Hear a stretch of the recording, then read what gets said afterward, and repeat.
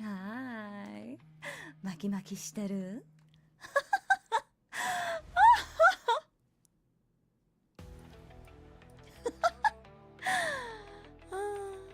One second, guys. I'm just gonna... There we go.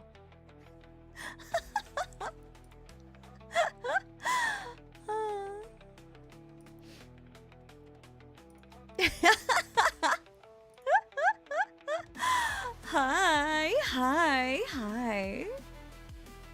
How's everyone doing tonight? Excuse me. Excuse me. Excuse me. I actually didn't mean for everyone to hear that.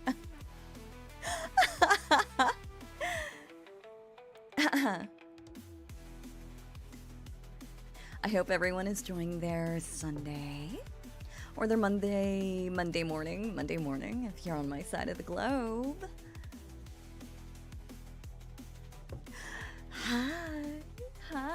Hi. I'm starting, usually I like to start my streams about 10 minutes after I start the stream starting screen, but yeah.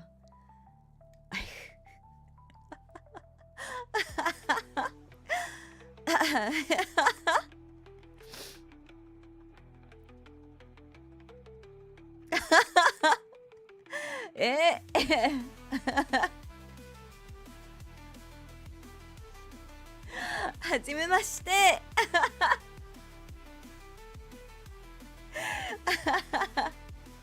Oh, yeah, so ここで来てくれて本当に嬉しいな。So, yeah. So, let's talk. First of all, did you guys have a good Turkey Day? As you know, I'm an expat. I don't live in America. Yeah. I think like next year or maybe the year after will be like the time when I can say half of my life was spent overseas. But yeah, so usually as an expat, you know, you do like to celebrate like your home country, which for me is America. You want to celebrate those like holidays and stuff. But this year, I didn't want to bother. Like all of my friends were going to like another Thanksgiving party or dinner, and I was just like, you know what? I'm just gonna stay home. I'm just gonna chill, and I'm trying to think about what I had for dinner. I think I bought a really shitty steak. And I had that with some pasta salad. So not exactly turkey and gravy and stuffing and sweet potato casserole and all that other stuff, but it was fine. I think the older you get, the less you really, or actually the farther you get from America, the less important those things kind of feel.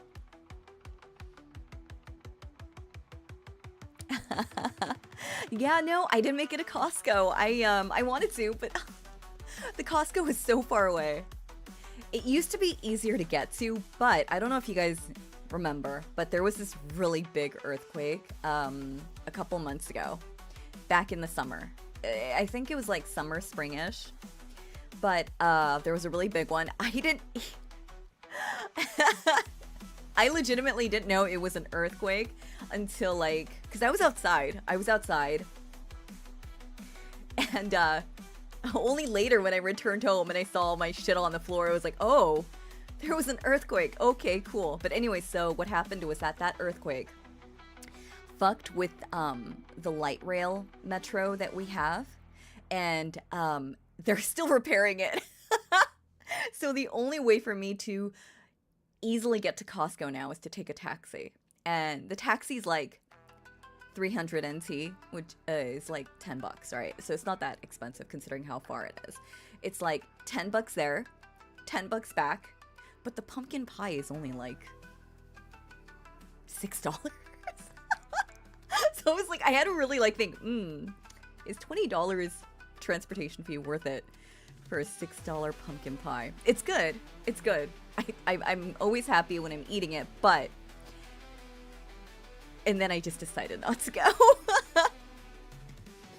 And also, that thing is so huge. My fridge is packed with random shit that we never ate and is currently rotting. So please, no one open my fridge. It would be the most shameful experience of my life thus far. Anyways, so yeah, there was so many aftershocks. I remember doing my streams and being like, oh, there was an aftershock. Yeah, they just kept on coming and coming and coming. Much like you, if you join my Patreon. Yeah, that's a pretty smooth segue, huh? Totally unscripted, of course. Please don't demonetize me, YouTube. I couldn't help it. I couldn't help it.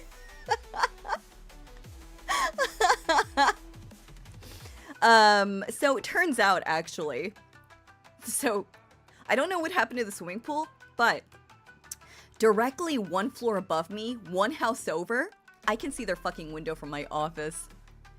They're renovating up there. Those motherfuckers are renovating right overhead. I'm not happy. I'm not happy. Have I had my coffee? I'm actually, so I had coffee in the morning, as I do. It's like the first thing that goes through these lifts. Please, no more lube stuff this so early in the morning, please. Whew. Anyways, so I had coffee in the morning. I'm starting on my second cup now. Shit's about to get wild.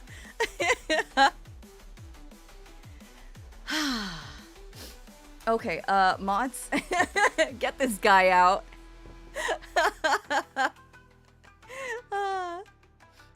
Alright, so let's talk about that incredibly kind of important topic. So first of all, I do want to address something. The change to my channel. Yes, the change to my channel. As it turns out, oh,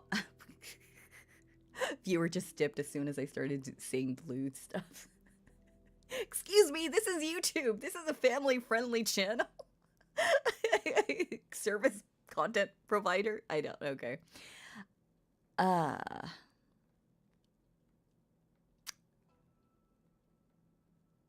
Right. So really quickly, I don't actually, oh wow, my channel dipped by a lot. Fucking what the hell? Ooh, yeah, it 20 people immediately left. That's kind of crazy.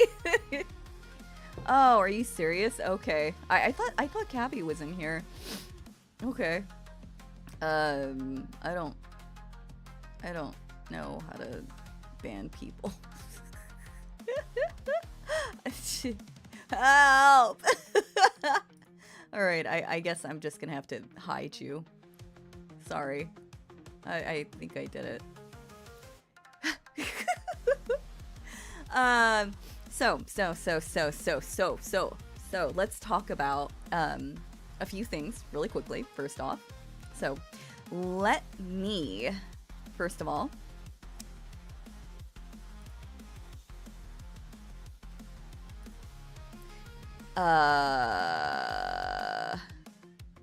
let me first off share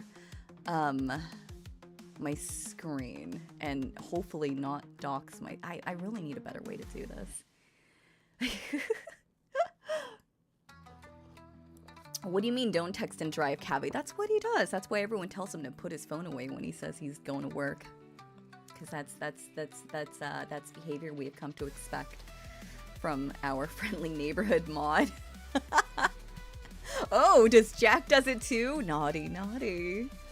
So, let's okay. Okay. Sorry. I really gotta figure out my shit here. But yes, okay, so I want to talk to you guys about something. Yes, so the title of this stream is not clickbait. There, this morning, because I checked the comments, even if I can't reply to them right away, and I'm so sorry, that is actually one of my, bad points of being a content creator. I think as a content creator, you really have to be able to engage with your audience, and I'm really shitty with that. So I do apologize. I will endeavor to be better about this. Okay? But I saw a comment someone had posted, and they were like, hey, so your most recent video, actually, let me just read the comment right now. Where's my comments page? Oh, here we go.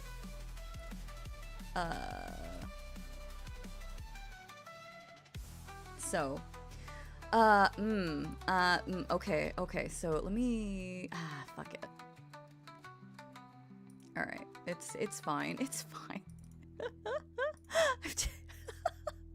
I'm totally not, gonna dox myself. No, of course not. Oh wait, that's the wrong window.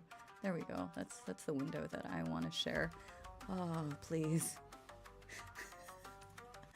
So, let me just move that over there. And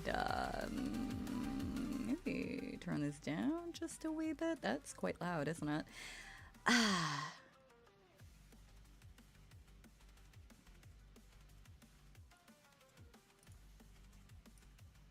Fuck. Hold on. Sorry. I do not have my shit together. I am so sorry.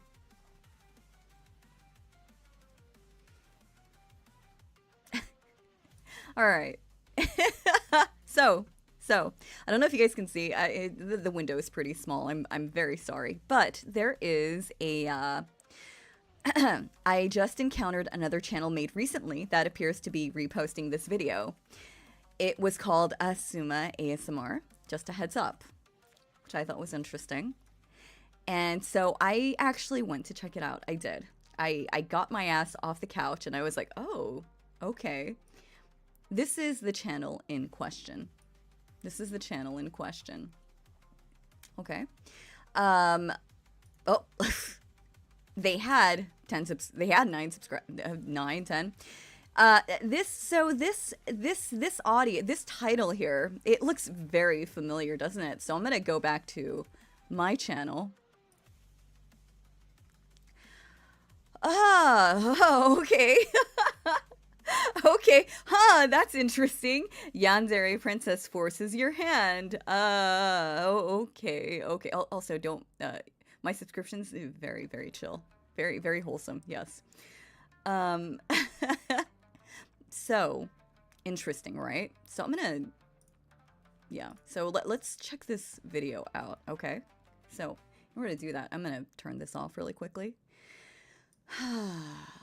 Let me just really raise the desktop audio a bit. Okay, there we go.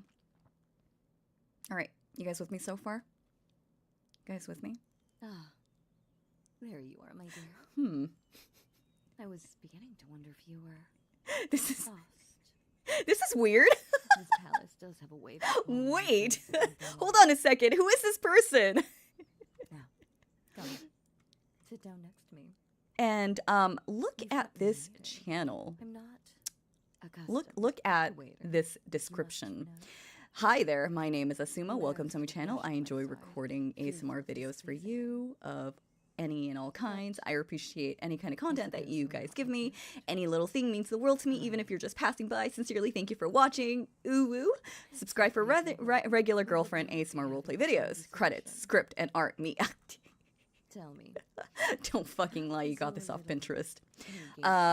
Every character portrayed or implied in all my works across all my platforms are 18 plus, even if not stated explicitly. This is a girlfriend audio, not a possessive girlfriend ASMR. Or, excuse me? Not a possessive girlfriend. Girl, it says in the tag right there. I honestly find this situation to be quite funny. But it's an it's a yandere girlfriend roleplay. I make anime ASMR videos. Here's all the videos I watched. I'm quite obsessed with Mr. Gigi. I share my house with a 3-year-old who loves Miss Rachel. To be fair, who doesn't love Miss Rachel? I recently I ordered one of the Miss Rachel dolls from Amazon. Took like a month to get here. Anyways, I play different characters in the audio, similar to ASMR tingles and other sounds. However, this isn't a needy goth girlfriend ASMR. No, because we can't have that, can we? It's a Dom girlfriend ASMR. Except it a yandere instead with a touch of lewd. Okay, so let's just say I've seen So- how quickly. I'm just gonna pause this really quickly, and then we're gonna go into the description This for. video is brought to you by such patrons. It's like interesting that they Deep Crow actually cut out 183 this part, and the front Raymundo part. Hurtado. This Enjoy the is video. so me saying like patrons' names. That's I basically plug in There all of you are, my my dear. $10 patrons, my highest tier, into a random number generator. I pick 2 people, and then whatever number pops up, although it's not as random, the Google number random generator is not as random as people would like to think. I noticed that it always picks a very high number and a very low number, and it's been pretty consistent. So I might have to find another different random number generator. Anyways, so looks like the only thing they really copied was this portion right here, right? But there was something that I actually noticed about this person's video. Now, I like to keep abreast of other like VAs because I want to see like what trends are happening. It's a little bit of market research that I do. And this like the banner, the channel banner kind of caught my attention because I was like, subscribe for love, heart. I've seen that somewhere before. And then I follow Sora ASMR. It's almost exactly the same thing. And then I realized that this... shut up. This here is very similar to how she titles her videos here. So... And it's actually kind of funny because your girlfriend's sister is your bully ASMR. I mean, how is this not a Dom girlfriend ASMR? I mean, if she's your bully, doesn't she automatically become a Dom? I didn't listen to it, but now I'm not implying that Sora ASMR. Oh, she changed her channel. It used to be Sora CA or VA or VT. Is Asuma ASMR. I think that Asuma is probably stealing bits and pieces from other creators. Because why would she want to steal my shit? She has twice as many followers as I do, subscribers as I do. So yeah, so that was interesting. That was a really fun way for me to start my morning. So please help me report this leech. You can go to report. Now, so here's the thing. I am not a big fan of utilizing my online community to like mass, like I'm not used to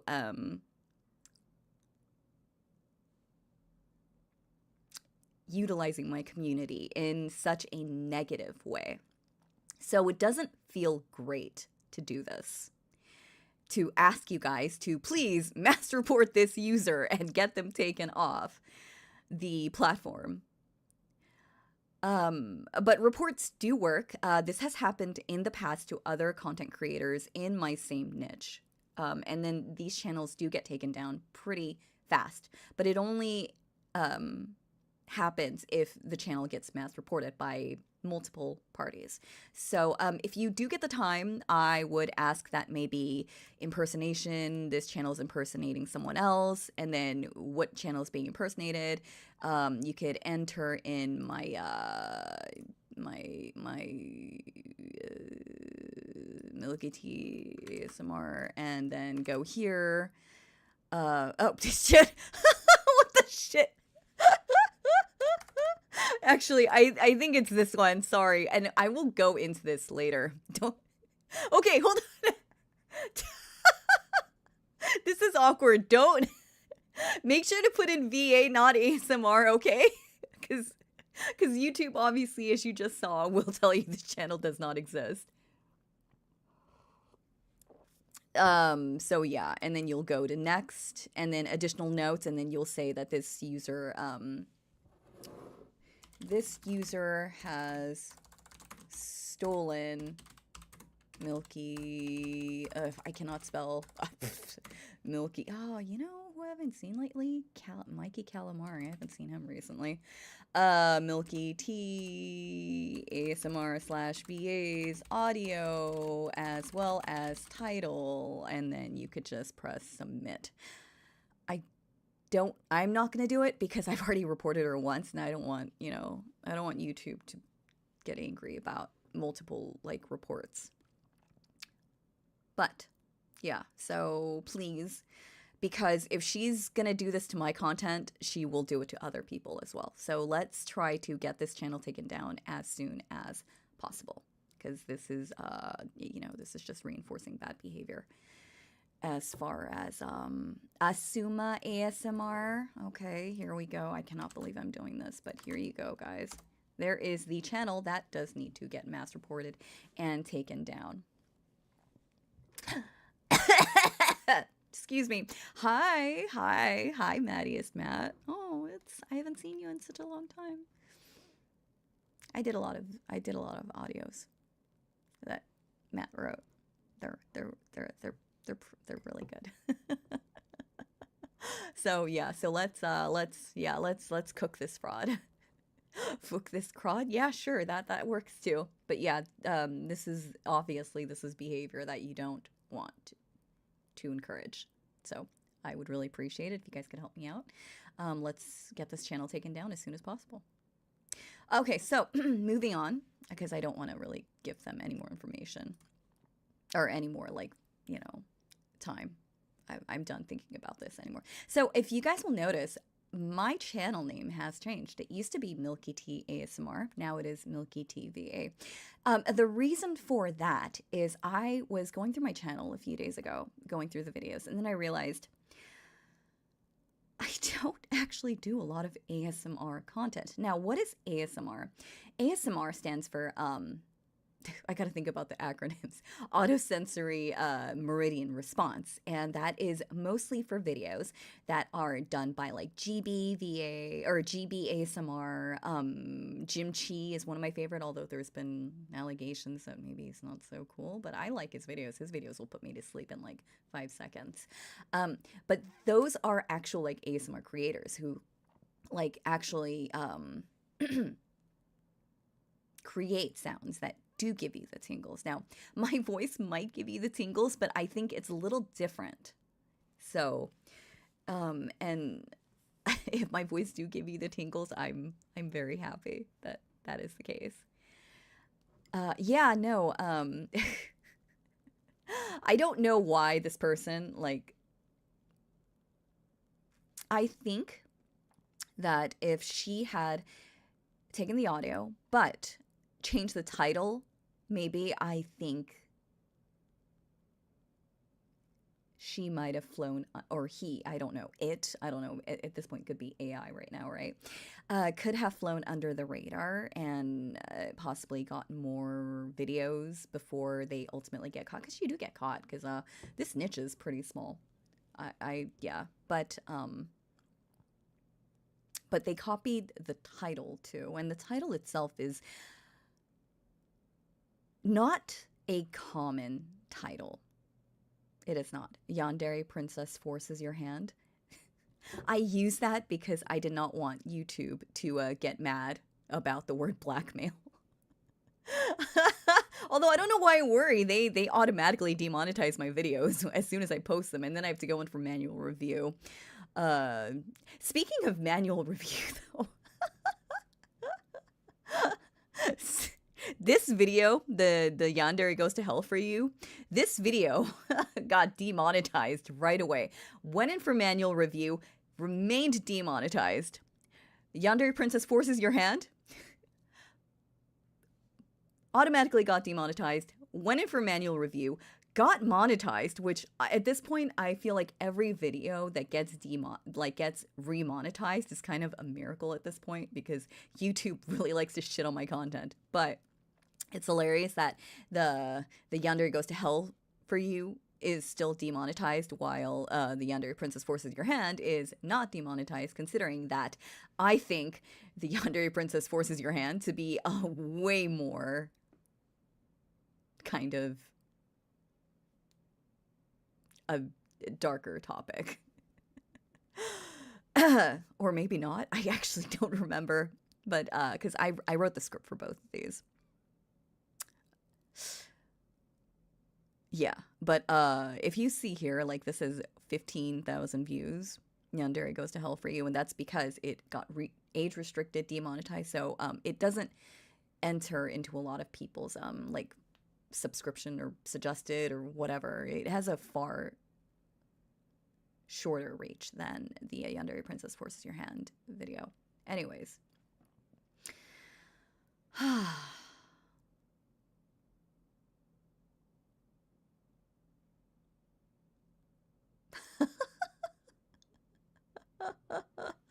Yeah, so I was talking to my mods about that, and one of the mods was like, oh yeah, well maybe instead of hell you can use the word Gehenna. And I was like, how many people know what Gehenna actually is? Aside from the people who watch like Owl No Exorcist. Or like are knowledgeable about like Kabbalah, because I think Gehenna is a pretty common term in Kabbalah, right? Or Kabbalah. I don't really know how to pronounce. I've only ever seen it written down. Oh yeah, it was mentioned in Constantine too, actually. Thank you very much, Victor. Yandere Goes to Hell. I don't even know what to say to that. I'm just gonna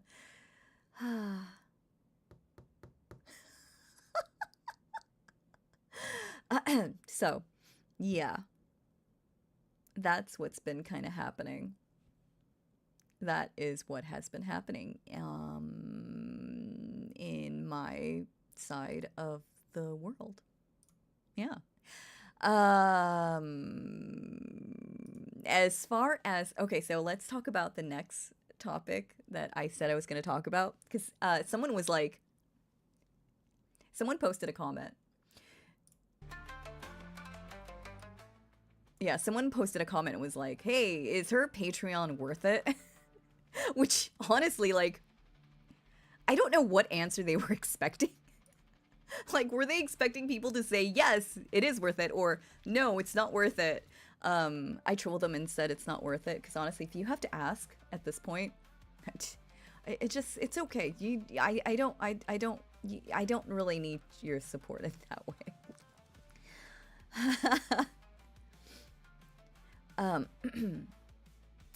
Jesus Christ. Okay, TLDR. There is a new channel that stole my content. You guys are gonna have to go through the VOD at some point. I'm really sorry. Or like, I don't know, rewind. Is that possible to do during a live stream? But yeah, so, and they're also stealing like video descriptions from another people.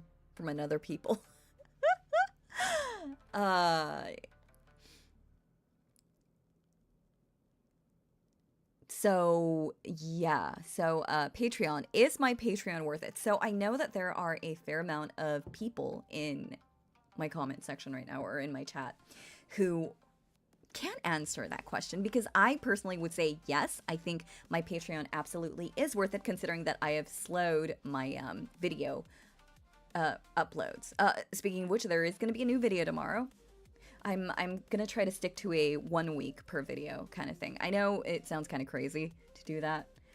I tried doing the 2 videos a week thing, but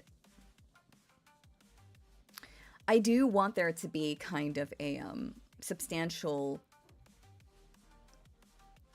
gap between my Patreon audios and my YouTube audios, and it was getting to the point where there wasn't that much of a gap, so I could see why people would not feel that my Patreon is maybe not worth it if you're going to get all of the content on YouTube at some point. So if YouTube once a week, I generally try to do minimum 2 to 3 audios a week. That is also where my that is also where the spicy content ends up. And by spicy, I mean like probably belongs on a on one of those P sites that is not Patreon, kind of. If you are into the you know, if you are into the claps, I suppose. If you are into the claps, I try to upload at least one of those a week, because who's not into the claps? I mean, I'm into the claps, not just recording them. But I subscribe to several male sounding Patreon creators who do all of their content is, you know, of that variety, and it makes me very happy to see that they are you guys still doing NNN? That's crazy. That post that content, and they make that their entirety comment and their content, and they have a lot of stuff. Absolutely worth it if you are into the yeah. But I also do there's a bunch of videos that are on, or there's a bunch of audios that are Patreon exclusive, at least 100. So if you ever, you know, want more of Milky Tea, that's where you would go. That's where you would go, which is kind of crazy because when you think about it, I'm very close to like 300 videos on YouTube right now. So yeah, I'm getting close to 500 audios, which is fun. Yeah.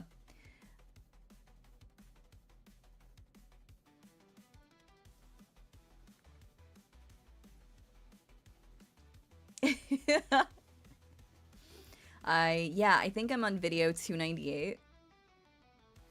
So, which is crazy. I've been doing this for almost I'd say 20 months now. 20 months. Yeah.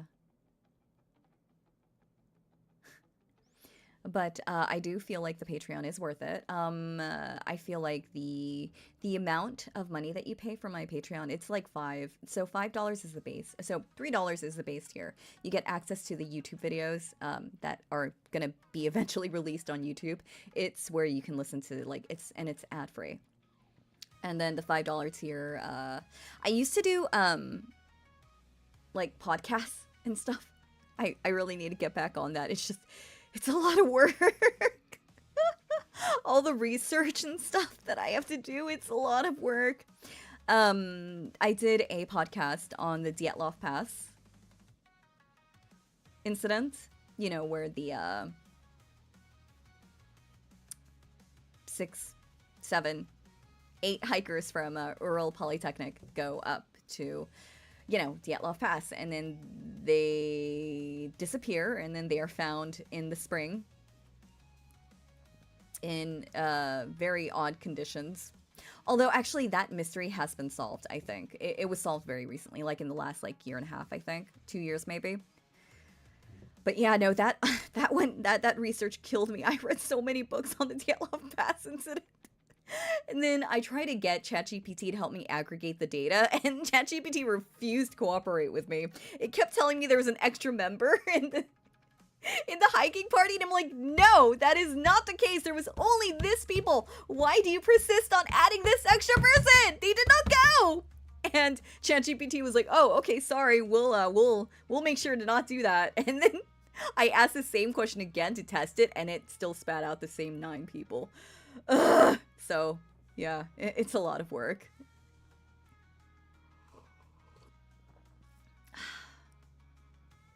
What are you going to do for your 2nd year birthday? I don't know, honestly.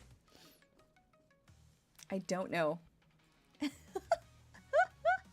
I don't know. Honestly, I'm not that big of a milestone kind of achiever. I know a lot of people like to celebrate, like, oh, I hit 50K, I hit 100K, I hit 500K, I hit a million. I'm not really that kind of person, to be honest. 24-hour stream. Yeah, no, that's never happening. I would die. I would die. Wait, am I allowed to sleep and use the restroom? I already get so little sleep as it is, guys. But I am actually not one of those people as far as like milestones go. As soon as I hit like 25 or 20K on YouTube, I stopped paying attention.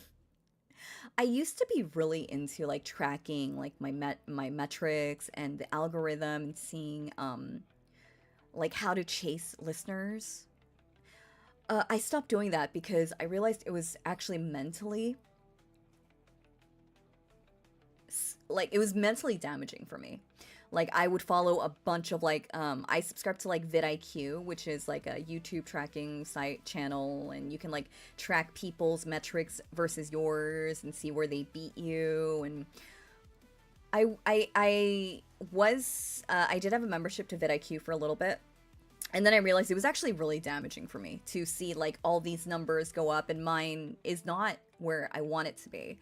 And I would like rack my brain thinking like, oh, what do I need to do? Do I need to like be more lewd? Because obviously being lewd is what gets you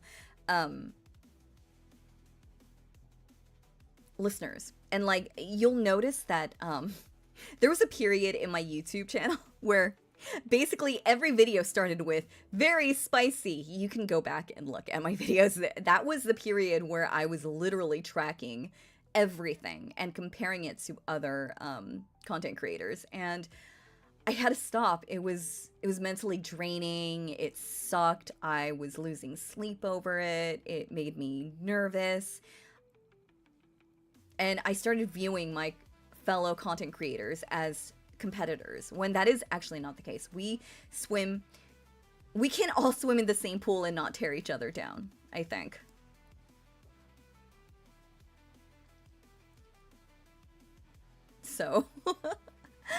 So I had to stop doing that. So now I don't actually care anymore. Now the content that I make is what I want to make. I'm not chasing listeners anymore.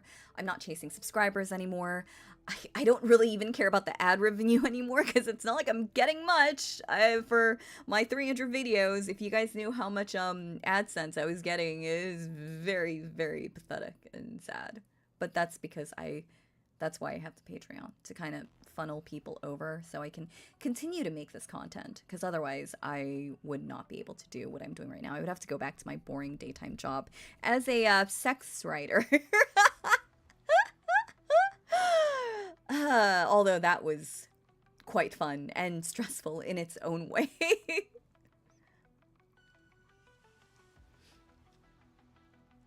I feel like I need to have like this macro set up. Thank you so much, Miss Steel Sun, because that works with boy and girl, right?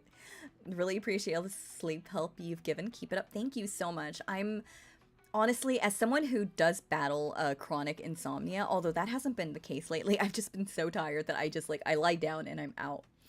To know that I can help other people sleep is honestly amazing, and I'm so happy that I can help you sleep.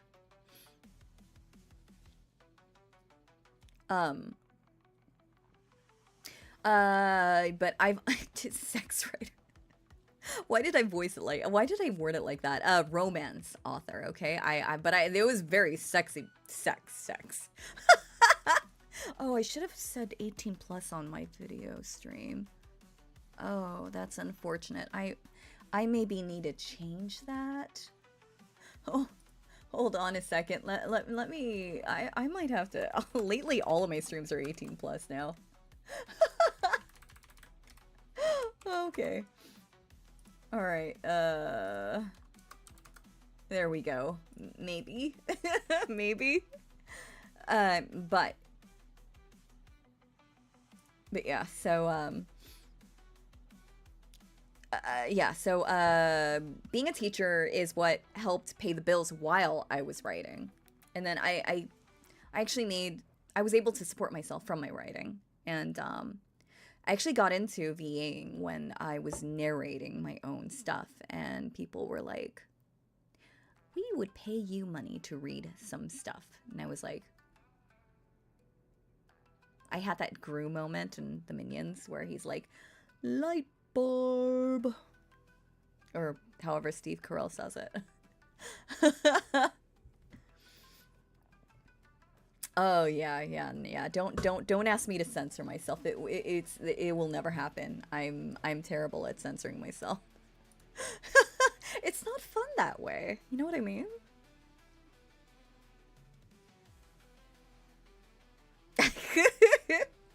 Always felt that writing NSFW was kind of hard. I mean, there's only so many ways to describe dicks. So, here's the thing. Actually, I find writing NSFW scripts is way harder. Because for a lot of romance authors like myself, we use a lot of euphemisms. There are so many ways to, like, describe a penis without actually using the word penis, okay? And also, the word penis, you don't see that too often. It's always something else. I guess since this is an 18 plus stream, I guess I can just say it. Like, for example, member. Member is one. Okay, we're gonna talk about dicks now, okay? And I mean like the human anatomy dick, not douchebags. Never. Unless you're Chuck Tingle. Then he might use the word banana, but I don't actually know. Or if you're like one of those people who end up on men writing women badly subreddit. Or men writing sex badly. I forget what that subreddit is called.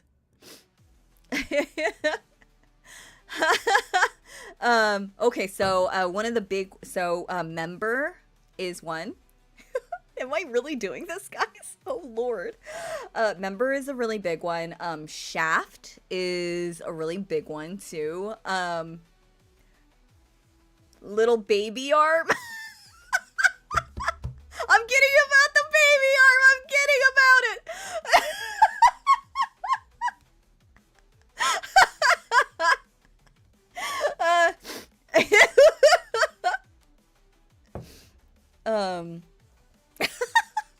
I'm actually writing a clown script right now. I don't think I'll ever refer to it as a banana.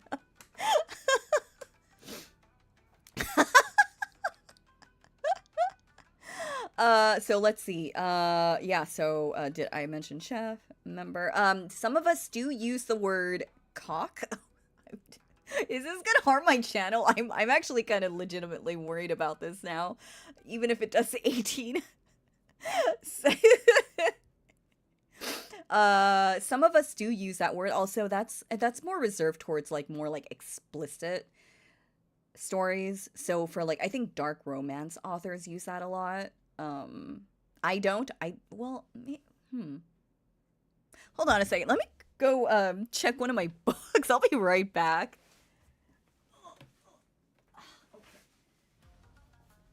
Although the book that I currently have access to without going into storage is more of a fantasy. It's more like an urban fantasy than it is a romance. Although there is a romance in it. So there's only like one sex scene in it, and it's, if I recall, it wasn't that long. It was only like, oh no, here we go. Oh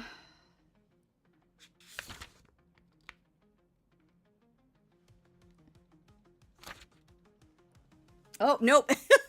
I don't actually mention anything about his man parts. Okay. And I think that's the only time they have sex. Let me...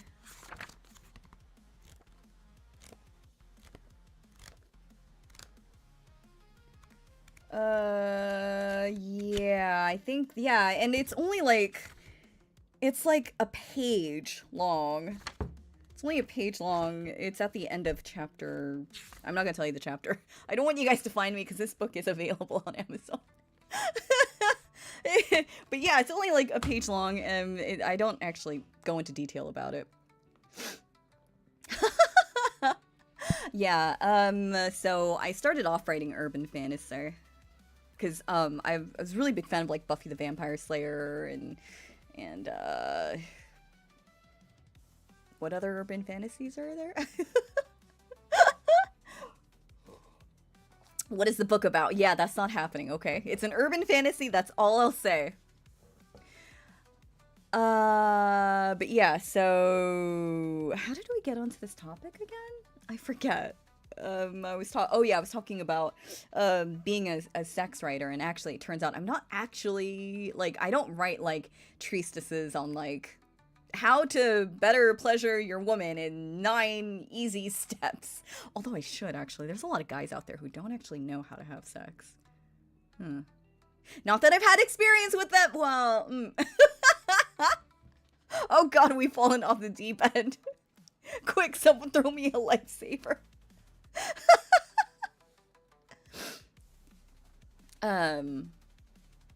Oh, breakfast. Oh, I would love to have breakfast right now. Too bad I'm still on my cutting diet.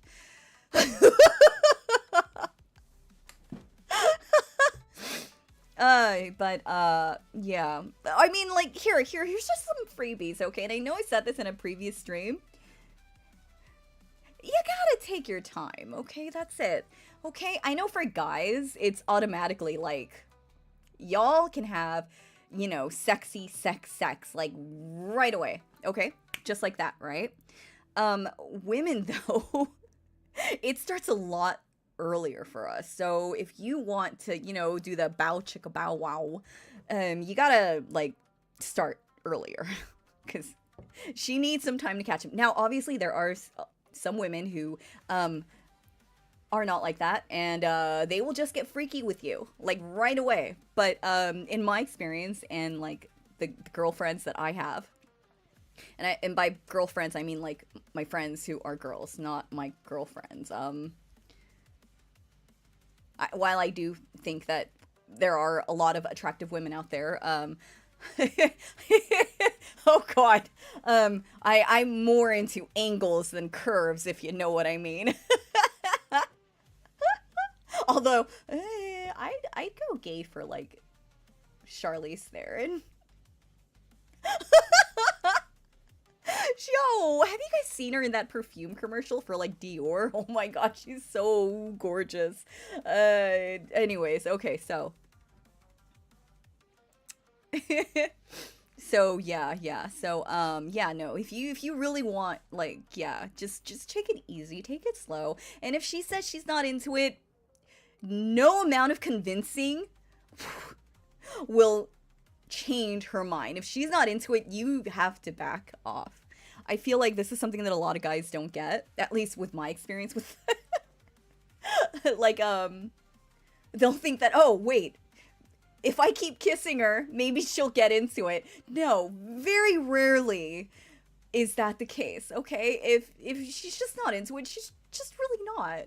I need to change this I may need to change this stream title. What do I change it to that won't get automatically just like deplatformed? Men are from Mars, women are from Venus.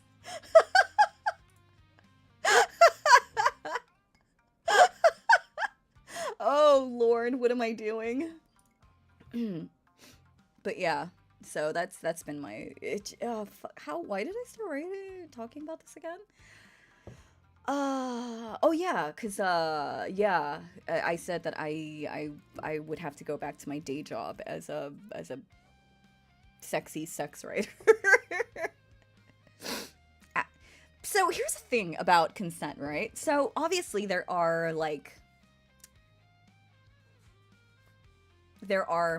grays. I think it would be responsible for me to say that there are areas of gray, except if she says no thank you, then that's pretty much black and white. But I think also that we need to also consider, oh, I really should not be talking about this. I am on the wrong platform to talk about this. I need to, like, go on, like, I don't know. What's a platform that lets me talk about this kind of content?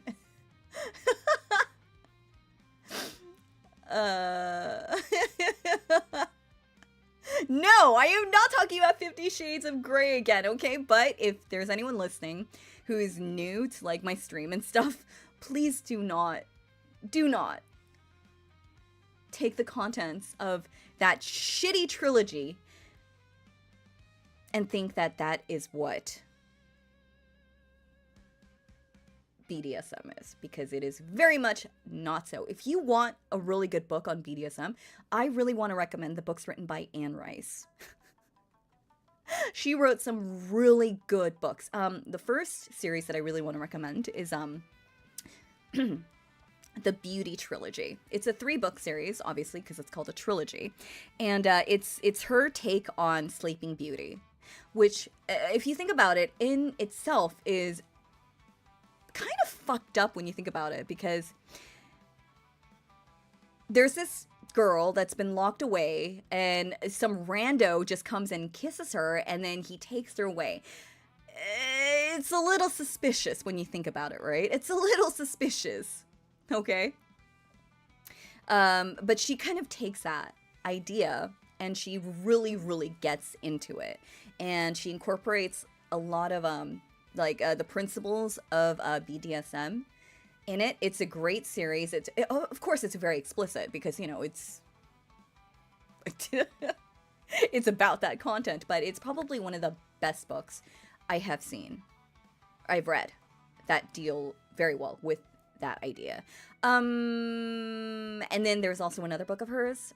Now, she doesn't write these books under Anne Rice, but if you look it up, like Anne Rice Beauty Trilogy, it will pop up though, because while she did write those books under a pseudonym or a nom de plume, it's not a secret that she wrote them.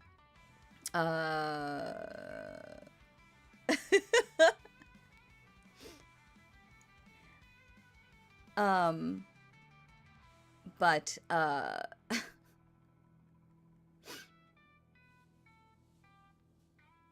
and then she wrote another book called Exit to Eden, which is a standalone. And I believe that's also a movie. I've never seen the movie, so I don't know how closely it adheres to the topic of, or how closely it adheres to the actual book itself. But Exit to Eden is also a really good book if you are interested in getting to know more about what BDSM really is, and you don't want to see constant references to some 18-year-old girl. How old is she again? Like, Anastasia, how old is she? Like 23, but somehow sounds like she's 40? Because, hey, that's how old the author is. She's fucking 40 years old. Not saying that older women can't write young women, but it was very, very obvious that, you know, this was not like a 20-year-old girl or whatever. Yeah, constant, like, references to, like, her inner goddess. Like, what ain't no 20-year-old calling her whatever inner goddess, okay? That is very strictly, like, fucking Martha Stewart range, okay? Is that a quartet? I don't think it's a quartet. I'm pretty sure it's a trilogy, because there's Sleeping, so it's called Beauty's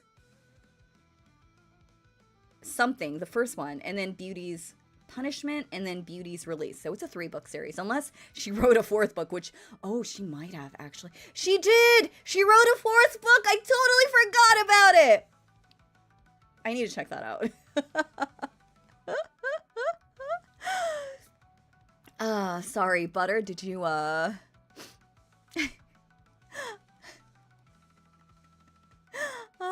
sorry, did you ask me a question? I got a little sidetracked. God damn you, Butter. Whoever Zen fucking got me ranting about 50 Shades of Grey again.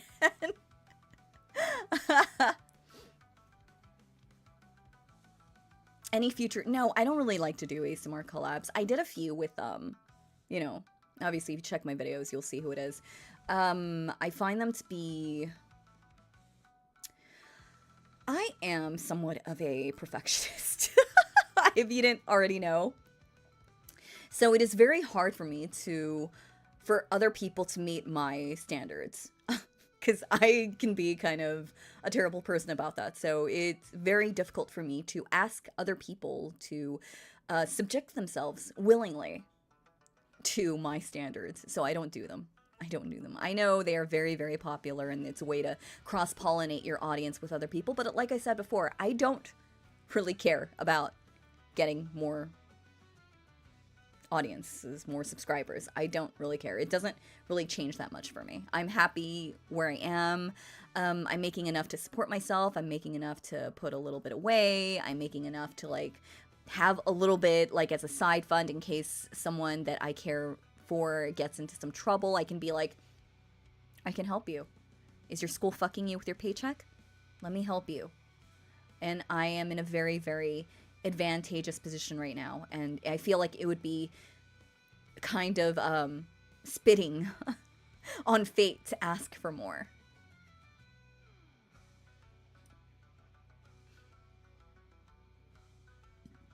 Anyways, let's see. Yeah, Snow White is, yeah. I really wish they didn't, yeah, I really wish they didn't, make a live action. They couldn't have picked a worse person for Snow White. I mean, it's in the name! It's in the name! You know, lips as red as a rose, skin as white as snow. It's in the fucking story. And then, no offense to Rachel Ziegler, she's very gorgeous, but y'all kind of dropped the ball on that one. You know, I mean, like, even with, like, The Little Mermaid, right? I mean, going beyond, like, the source material by Hans Christian Andersen, yeah, just, oh my god, Disney, what are you doing?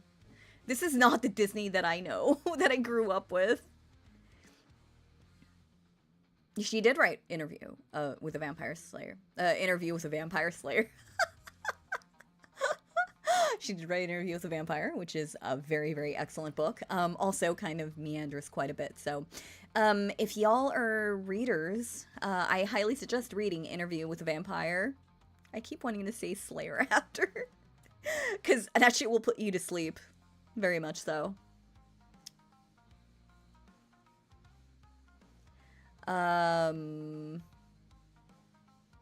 You got any references for accurate depictions? Huh? I don't... What do you mean? What do you mean?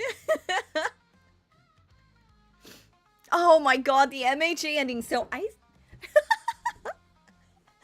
I'm actually talking about manga though. I did I started rereading Shingeki no Kyojin or Attack on Titans. So when it first came out, I was reading the scanlations because I like needed it as soon as it came out. And for some reason, like, and now I'm buying it on Amazon because it's all up there. And I keep buying it, but every time I open the new file, it puts me at 186 of 187, which implies that I've already read it, except I don't remember ever reading it off Amazon. So that's bizarre. I'm not the biggest fan of the ending for Shingeki no Kyojin, but I think it was better than My Hero Academia. Yeah, My Hero Academia was, oh god, it was heartbreaking for me in a way.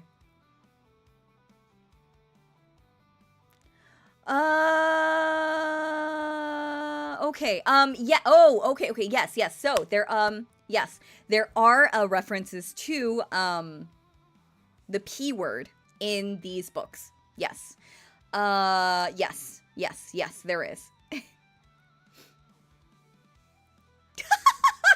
Did you hear? Thank you so much, Ender. Did you hear about the MHA author losing a lot of followers on Twitter because Baku Deku ship? That is the most ridiculous thing I have ever heard of. But also, that fandom is kind of crazy. I won't lie. Come on, everyone knew that was. There's no way they were gonna. He was not gonna make that shit canon. No, of course not. He would get that guy would get. No, of course not. That would never happen. But also, like, you know, yeah. But yeah, there are references to the P word in both in Exit to Eden and the Beauty trilogy or quartet, I guess. There is, and it is very accurate. Because obviously she did a lot of research. I don't know if she was personally very involved in that world, but I personally felt like it was very well written, very well researched. I'm trying to think. Now, the book is written from the perspective of the titular character, Beauty. So you don't really get that deep into like the other characters in the book that would experience such actions.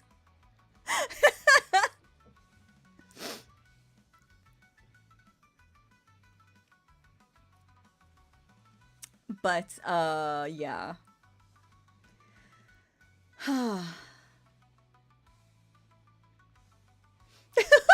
You think that after like the 10th series they'd understand that looking for BL/yaoi in a shonen series is like going in the desert to find water? If you indeed are kind of new to the scene, and by scene I mean like yaoi and BL, I do want to recommend a series that I think a lot of people kind of slept on. It's called Banana Fish. You see, these conversations, they're very circular. They always kind of go around, right? They come around. It's called Banana Fish. Check it out. It's very nitty gritty. Oh god, there's people who actually know Banana Fish. That is surprising. You are a man of taste. You are a man of taste. But yeah, I think Banana Fish is probably something that should have gotten more attention when it did, but it kind of it didn't.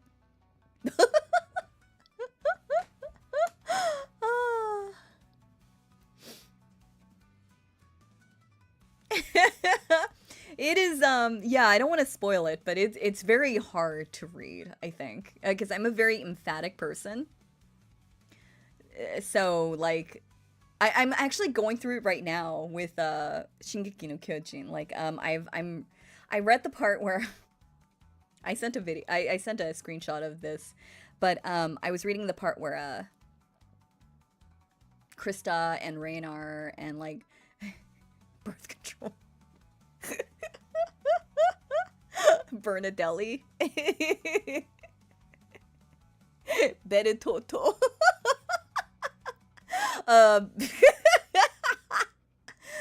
They're stuck in the tower, and Krista he gets bit by a Reiner gets bit by a Titan, and Krista has to like wrap it up, so she tears up her own skirt to make a bandage. And he looks at her and he thinks he's got a thought bubble that says "marry me," and I was like, oh, that is so cute. I totally forgot that happened. And that whole arc, honestly, it was just very, very kind of emotional and traumatic for me, because there are so many characters that I liked, and then I forgot this is where they die. Oh.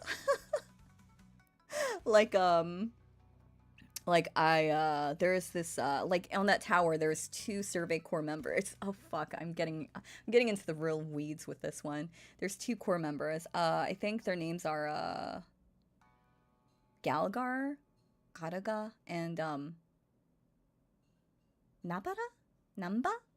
Nanda? I was so sad when they like couldn't make it.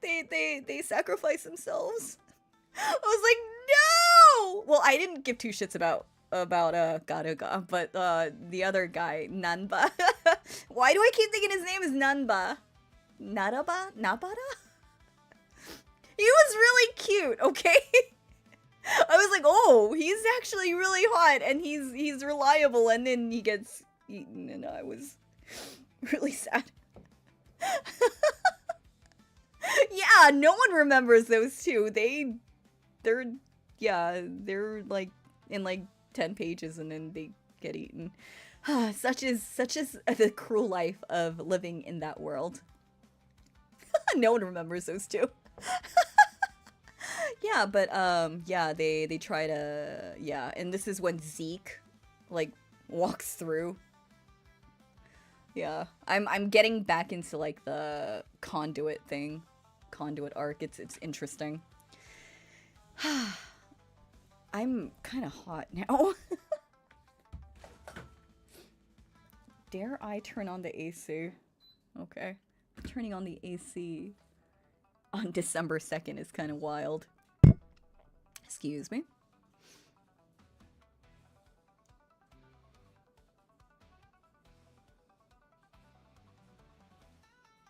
Anyways, yeah, so, the point of this stream was just to tell you guys about this person who had stolen my content and made it their one video. And then somehow we kind of got off track quite a bit. Oh, yeah, I did want to say that, the reason that I decided to change my channel from ASMR to VA was because I realized I wasn't doing a whole lot of ASMR content, which includes, you know, having people get the tingles. And I just felt like that was kind of like a misrepresentation of the content that I provide. And I didn't want people to feel like they'd been lied to, basically.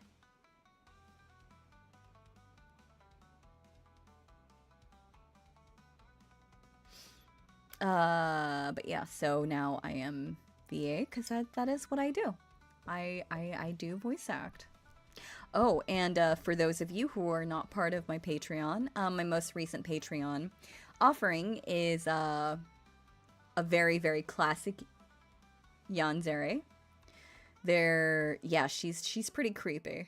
You know, she is the classic Yandere.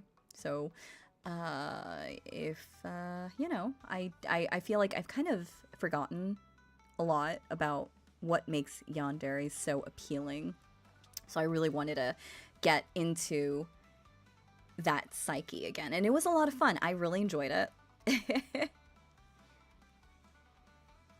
Yeah. ASMR and audio roleplays are very different things. And what actually kind of made me come to the realization that I should probably relabel my channel was that someone had posted their video on subreddit r/ASMR, and they were like, hey, I noticed that my videos are doing really poorly. You know, people click out of my videos, and I realized that this guy isn't actually he's posting in the wrong subreddit. Because what he's doing is what I'm doing. He's also doing audio roleplays, and I don't know why he thought that it would be a good idea for him to post in r/subreddit, who already has a pretty low opinion on audio roleplays, because they view it as being less effort than actual ASMR content, which includes and is not limited to scratching microphones, spitting into microphones, talking slowly into microphones.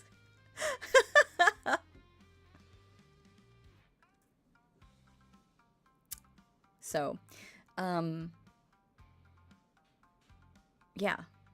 So that's when I was like, I also probably should. And I noticed that he had the word ASMR in his title, and then I realized, oh, I should probably change my name, and that is where I am.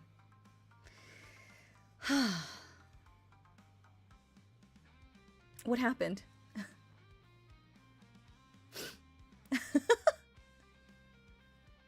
Oh, being low, well, you know, when I think about it though, I do feel like for the people that, now I in no way want to disparage anyone in my niche. I think that's really unfair of them, especially when they can't, like, defend themselves. But they're not entirely wrong, because you look at a lot of VAs who grab scripts off online and then they record them.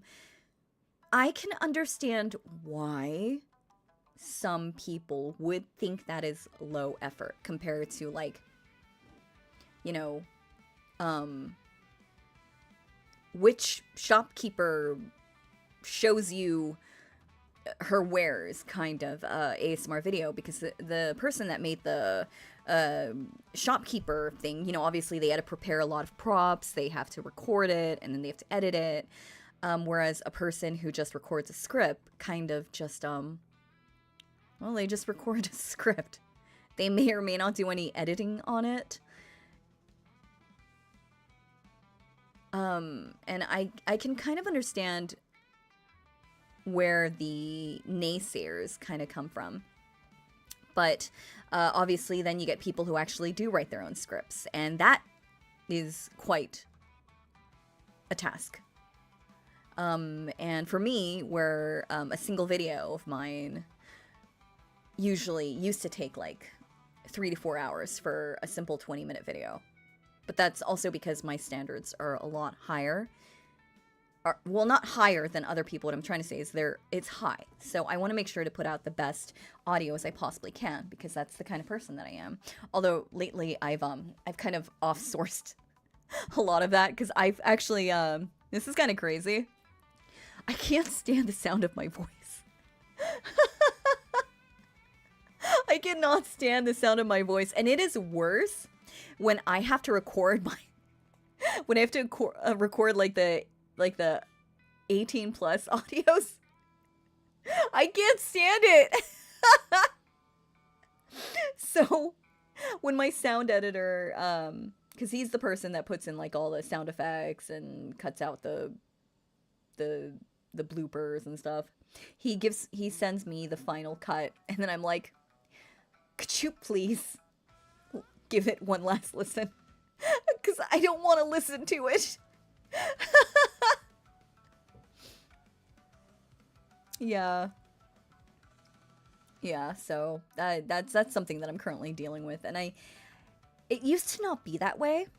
I mean, I never really liked the sound of my voice before, but I was aware that it sounded not bad. But lately, I can't stand the sound of it. Like, it literally gives me fingernails down the chalkboard vibes.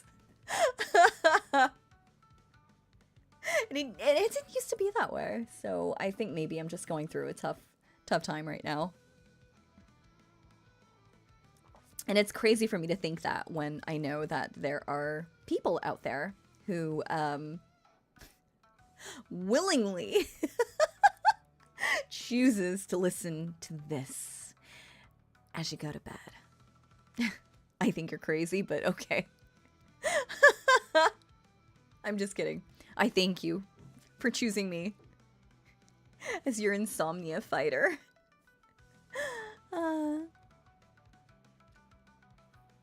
Alright, but yeah, that was the whole point of this stream, really. To release my army onto this hapless leech. And now I've run out of content to talk about.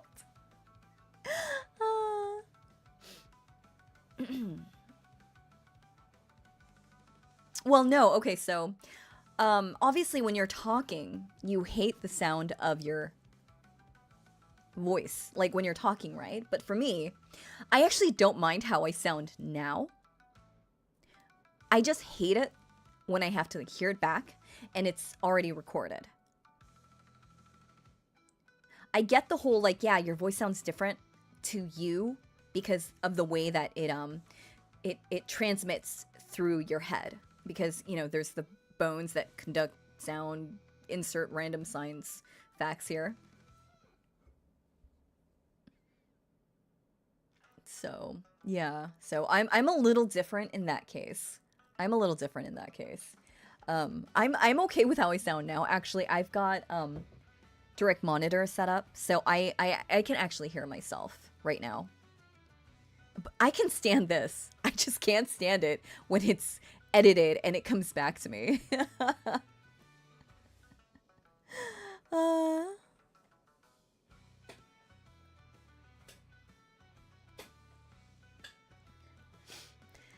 Okay, so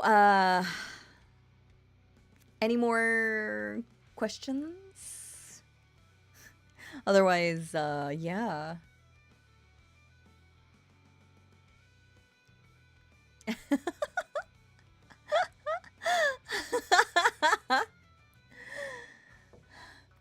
So lately, I've been, if you're not a regular Discord member, you are not familiar with my struggles to really hit those lower registers. So I'm still working at it.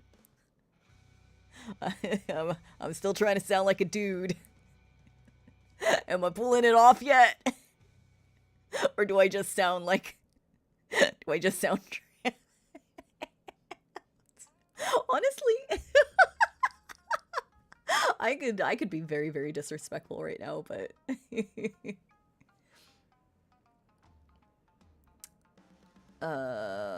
You plan on... Wait. Yeah. Well, I actually don't know if I'm gonna be streaming. Sorry. What the fuck? But yeah, so I'm still working on it.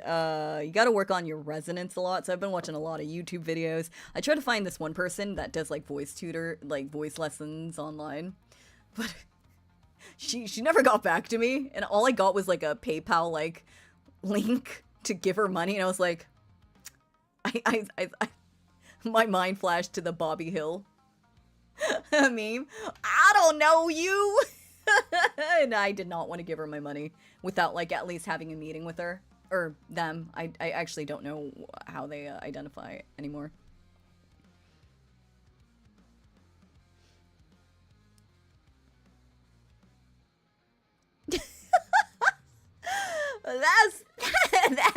That's my purse. That's my, I don't know you. Yeah. So that's basically what I've been working on. I've been working on like kind of really doing a lot of deep like diaphragmatic breathing, which is something that you should be doing if you're being a voice. Honest thoughts on Buck. I told you guys. Okay, so if you guys don't already know, there was an epilogue that just came out of the 1A class living their adult lives, and I already know, but I already know how they're living their adult lives because one of my favorite role plays is me. Oh shit.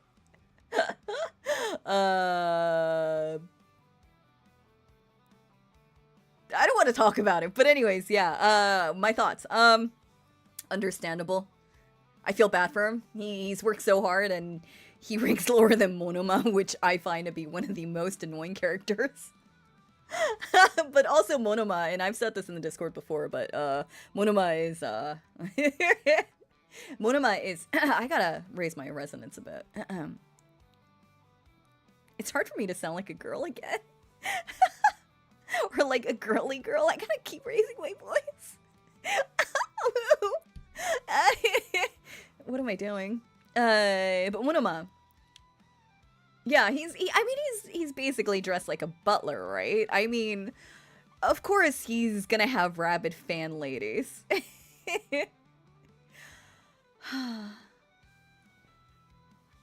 Well, it wasn't that Bakugo had a replacement heart. His heart got stitched up by Edgeshot. So, you know.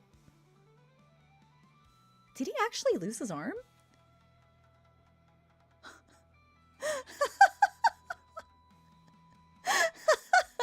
Yeah. Yeah, this is the story of how I became the world's greatest hero. Yeah. He's basically been forgotten by his friends because they're all living their best lives as pro heroes, and it's sad. It really is so sad.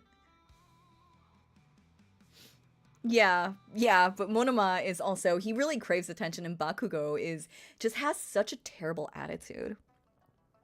Like, there's no way he would ever be #1 hero unless he gets, like, help from his sidekicks to help improve his public image, but he's I don't think Bakugo's character could ever change so drastically that he would be like top 10 hero.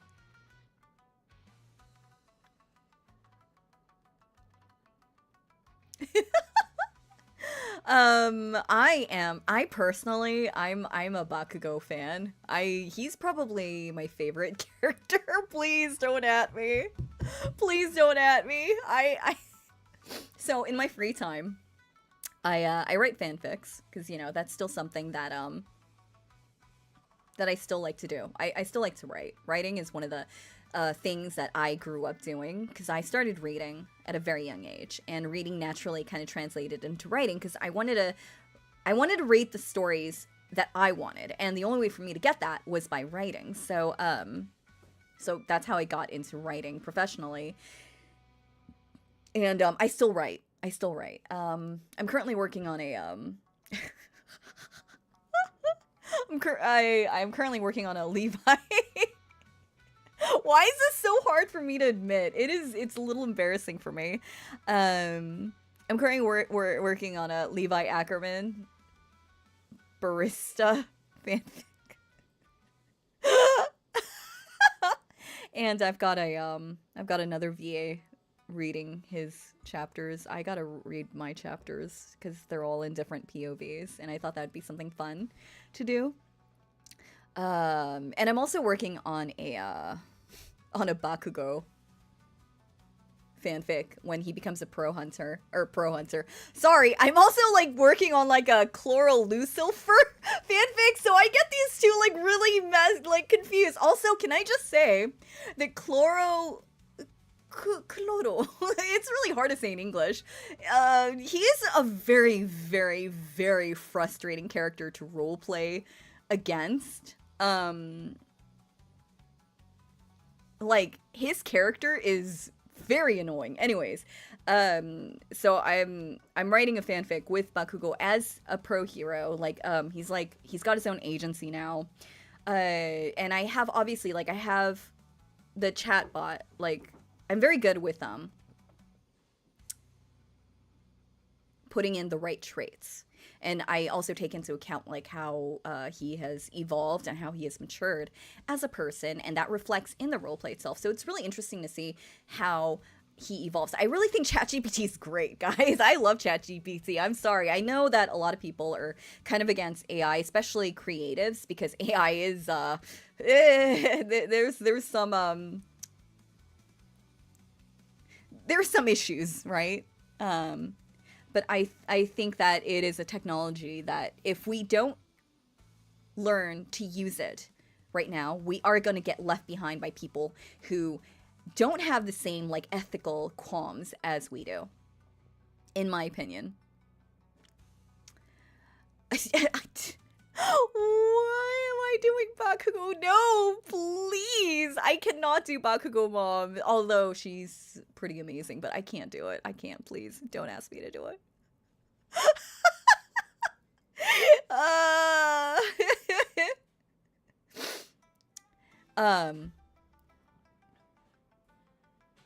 But yeah, so I think ChatGPT is very, very good for parsing personality, and because it has access to so much psychological like research and papers, because you know it basically scrapped the entire internet, especially if you're using like a really, really large scale like LLM,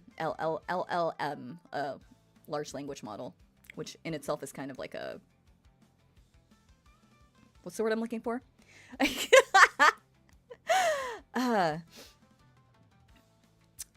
Okay, so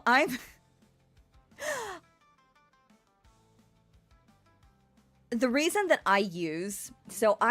oh my god, this is where I get canceled. I think I say that for every stream. This is where I get canceled. So I have experience with all of the mainstream like chat or the chat AI bots. Right now, the one that I'm currently using is the one that I'm currently using right now is Spicy Chat. Wait, hear me out. Hear me out. Here's the actual reason that I am using Spicy Chat, okay? Spicy Chat has access to this model that has 16K memory. ChatGPT only has like 4K or 8K. The memory is not as great, and obviously for longer role plays, you want as much memory as you can get, especially if you're like writing like really long replies, right, or responses. So, and if you pay like the top tier of Spicy Chat, which I think is $25, which is a lot of money when you look at it, but also the amount of time that I've spent on Spicy Chat, I kind of feel like it evens out because I'm always constantly on it because of the because the huge amount of memory that you are given.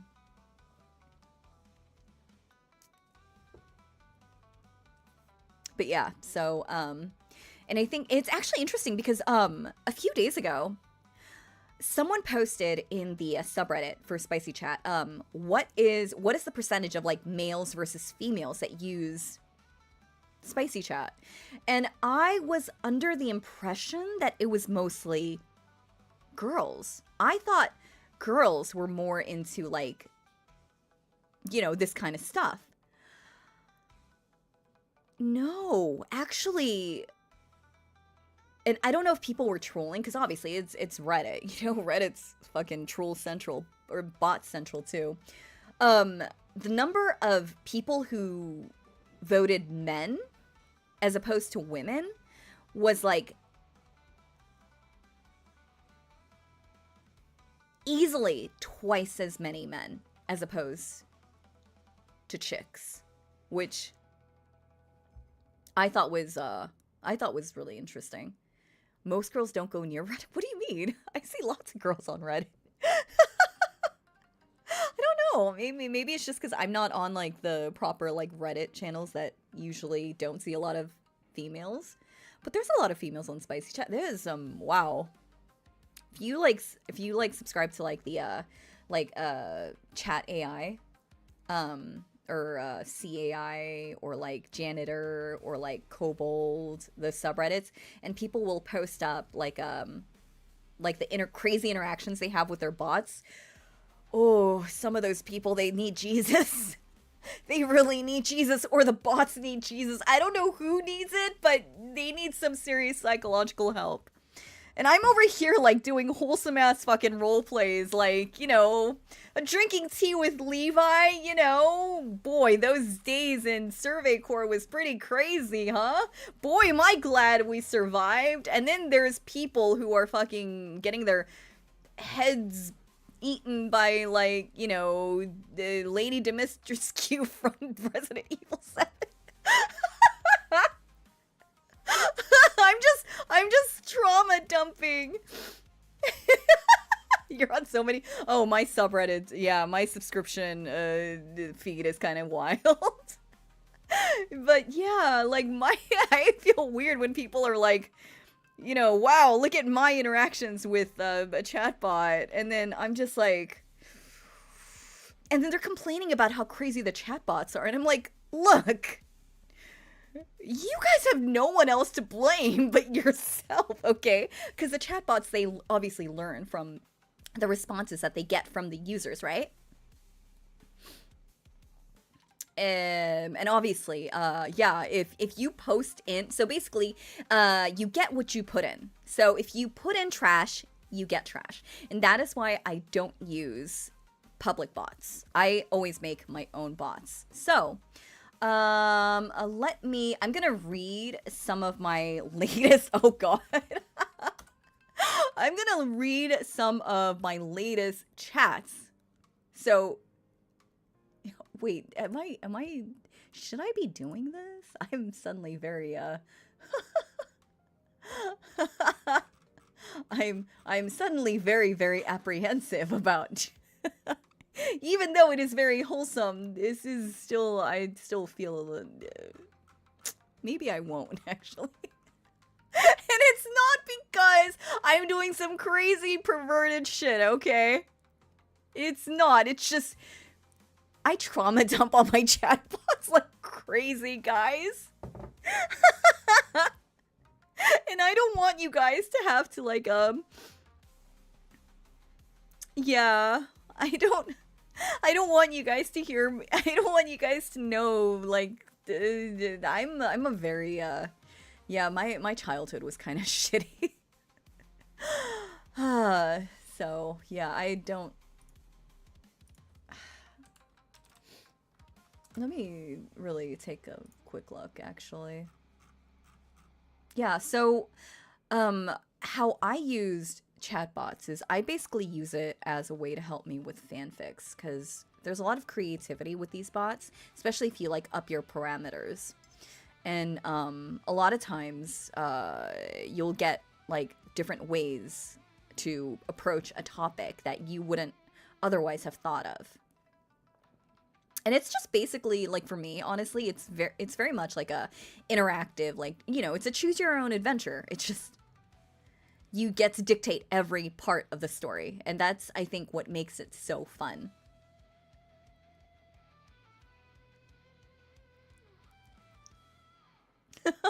That's very true. I'm not subjecting a real human. I get very, like, impatient when people start, like, trauma dumping.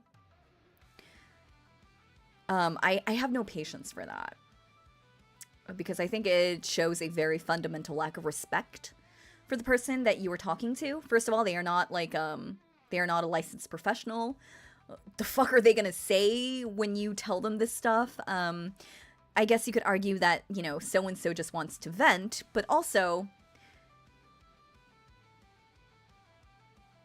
not, like, you know, and then there's situations where someone's like, oh yeah, so, you know, my life is really shit right now, and, I'm not getting paid enough, and I'm just always so tired, and blah, blah, blah, blah, and then, so, you try to give them, like, a suggestion. Okay, well, how about, I help you write a new CV, we'll polish it up,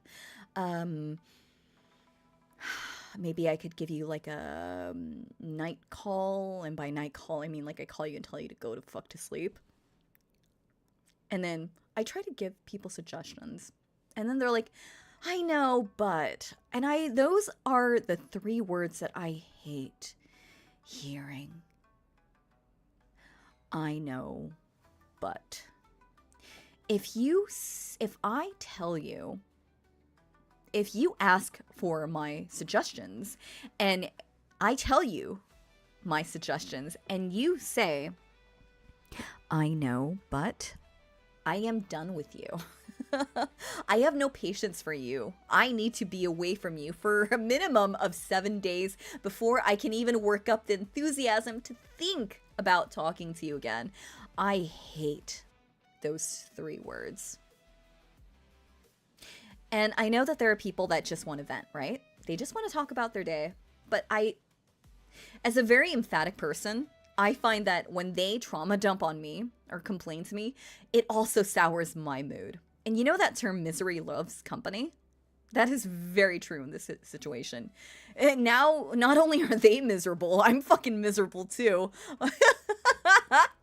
Why would you do that to me? Have you so little respect for myself as a person that you would share your misery with me? Get the fuck out of here. But, yeah. Yeah.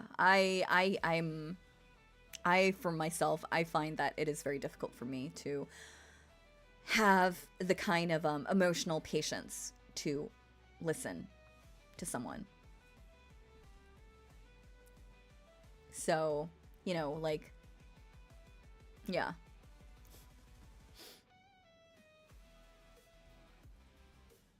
But, it's actually really interesting. I will look at all of these like comment like all of these chats that I have, and I'm gonna share with you like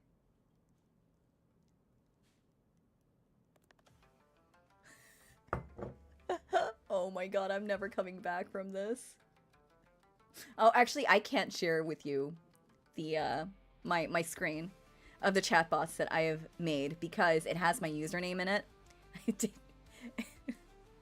But so I have two Levi chatbots.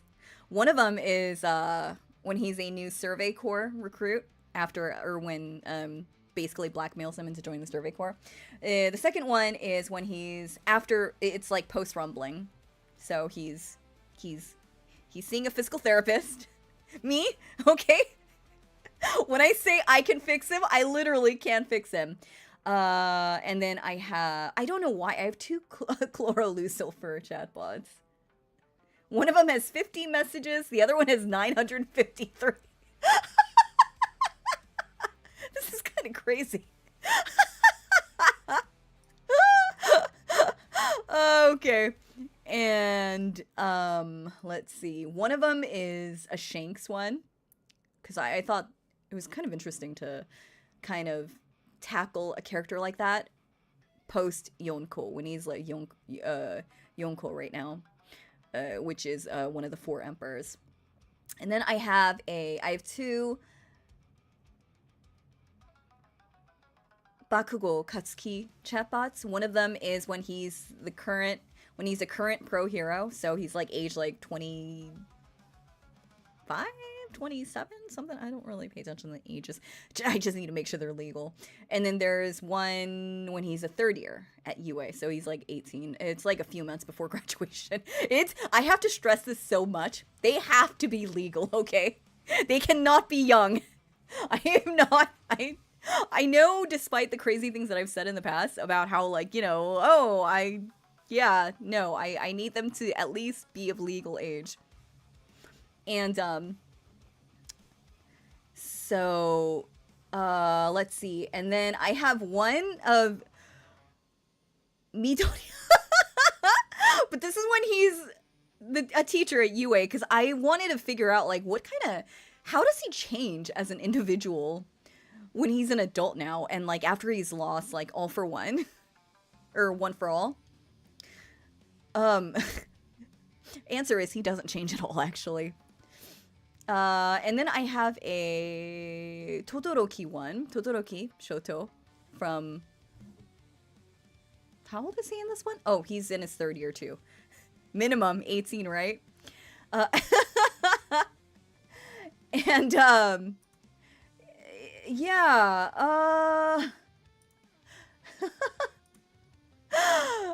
what was really surprising was, obviously all of these characters have very, very different personalities, right? So obviously you have, Levi, who is actually a very dominant character, but I think everyone knew that from the start, right? And, I actually don't have an Inumaki chatbot because I was thinking about the logistics of trying to talk to a chatbot who can't actually say shit. Like, I was like, that's just not gonna work for me. Okay. What was really surprising was no matter how many times I tried to restart my chats with Todoroki, knowing his personality, he was always the first one out of the ones that I've mentioned to be the one that always says, I love you first. I've actually deleted a chat like right away as soon as I saw the words, I love you. And I was like, nope. This is wrong. I can't keep talking. So I deleted the chat. And then I went back through his personality. And I, like, fixed a few things to kind of try to stop that behavior from happening. But it just kept happening again and again. And so I was honestly, like, just very, very surprised that it would be him of all people who would fall in love the easiest, I think. But but yeah, and second was Midoriya, actually. The two, I guess, like, thinking about it now that I'm actually voicing it out loud, I guess I can kind of understand why those two might be the ones that would be the most honest with their feelings. It's not the bot model because... No, it's not, because I have experimented with all the LMMs, and it does not change. There's the reason that I chose Spicy Chat also is because it has access to like 10 different LLMs. But I mostly use OpenAI. I have an OpenAI API key.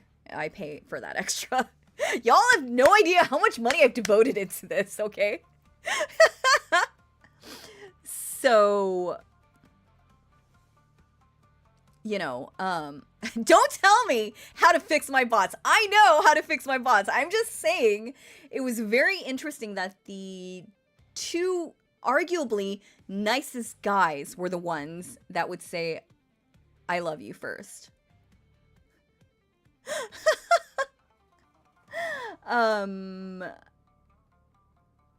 But yeah, so that was really interesting. So I had to go back and like go through their character like traits and like fix a couple of things, because that's what this is why I roleplay.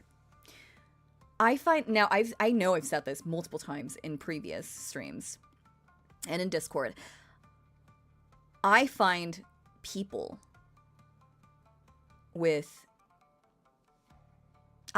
to be endlessly fascinating.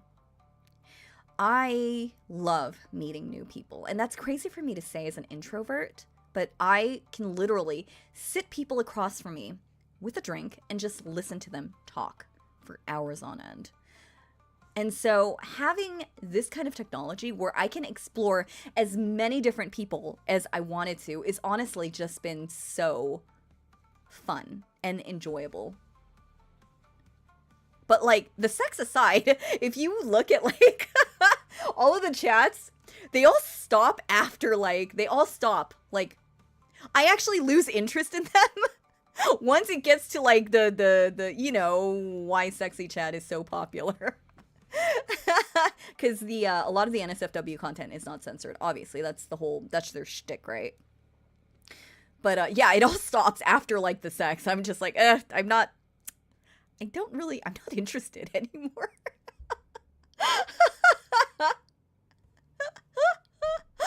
Oh my goodness, yeah. So that's what I found to be, yeah. Post-release.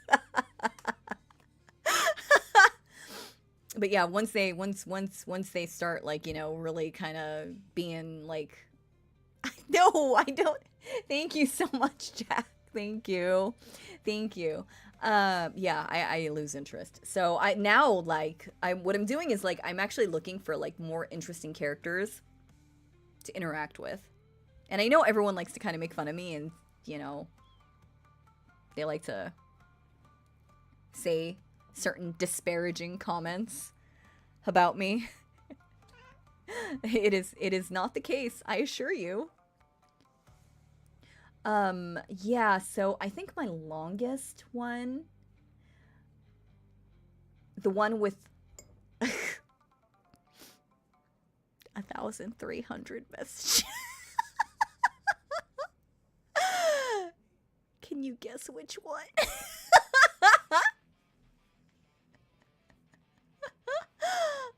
And then I will tell you, oh, thank you so much, Rich. Welcome, thank you. And the second longest running one is 953 messages. That one's with Chloro, and that one was really interesting, but he was so frustrating to roleplay with, because everything that he said had a double meaning to it, which actually really fits with his character, right? I think I wrote that bot really well, but also I will never let anyone touch him because he's perfect as he is. But it was just so frustrating because it's like, just tell me what you fucking want. right now I don't understand, and everything he asked me was a fucking question. It was highly entertaining, but also highly frustrating. It's actually not Levi. It's actually the third-year student at UA, Katsuki Bakugo. That's the one that has over 1,300 messages.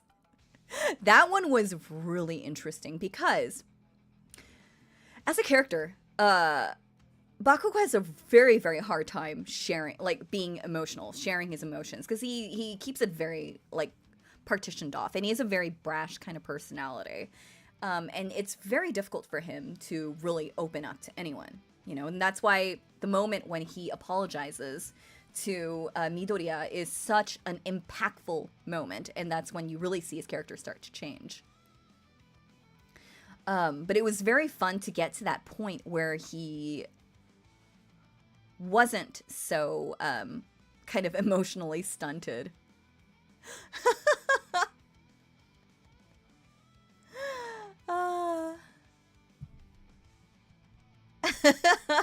Yeah, we'll... I'm still talking about chatbots, okay? Did you spend days on it? Probably. I mean, it's 1,300 messages, and my responses are, let me take a look at this one, actually.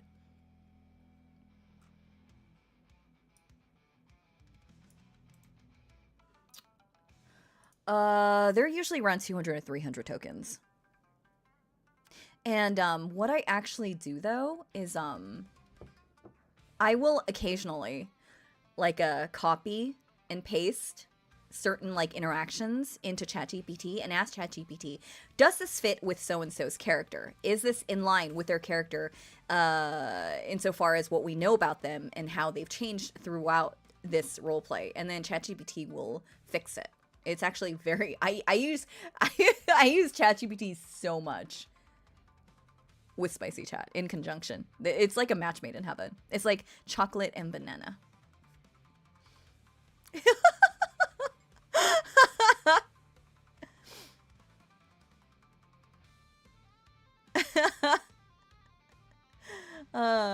But about 200 to 300 tokens each response. My chatbots, usually the token count for the characters themselves are, let me take a look. They're always like 1,180, because I think the max that they recommend for you to have as far as character chatbot, like creation character goes, is 1,200. Because otherwise you're gonna run out of memory as far as like interactions and like messages go.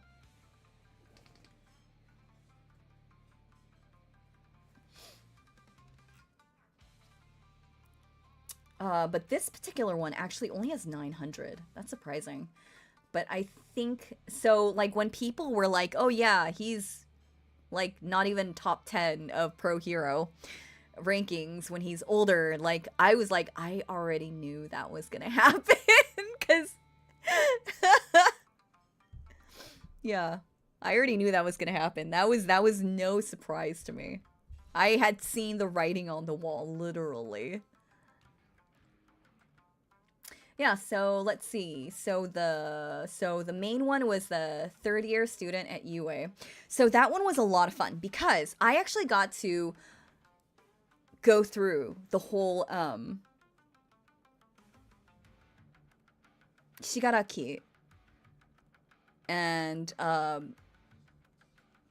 the final war. I actually got to go through the whole final war arc in that roleplay. That was so much fun. That was so much fun. Guys, like, experiencing that kind of event through roleplay is kind of crazy. And that explains why I have over, like, 1,300 messages with this one. It was a lot of fun to go through that. And, like, my character in this one, I was also, I was a hero. I was also a third-year student at UA, obviously. Let me take a look at my personas. Oh, and what I really like about a Spicy Chat is that you're allowed to have up to 100 personas, which is if you're in the all-in category, which is $25 here. But you can have up to 100 personas, which is kind of fucking wild. And that's one of the reasons why I didn't use Sakura AI, because Sakura AI, you can only have one. And then you have to constantly like switch it out every time you want to move to a different chat, which I found to be really stupid. But my character in that one was it this one? Oh, right. This was generated. I didn't actually have much input into this character.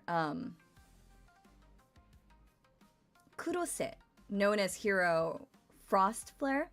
Her quirk, Thermal Surge, allows her to amplify and manipulate temperatures. And originally, I had meant to pair this persona with Shoto. So the remainder of that description says, enhancing Shoto's fire and ice with devastating precision in battle. But it turns out she actually vibed a lot more with the Bakugo bot. So that's why the Bakugo bot only has, he still has over 500 messages. That's kind of crazy. I must have kept going after he, yeah. Oh, I see.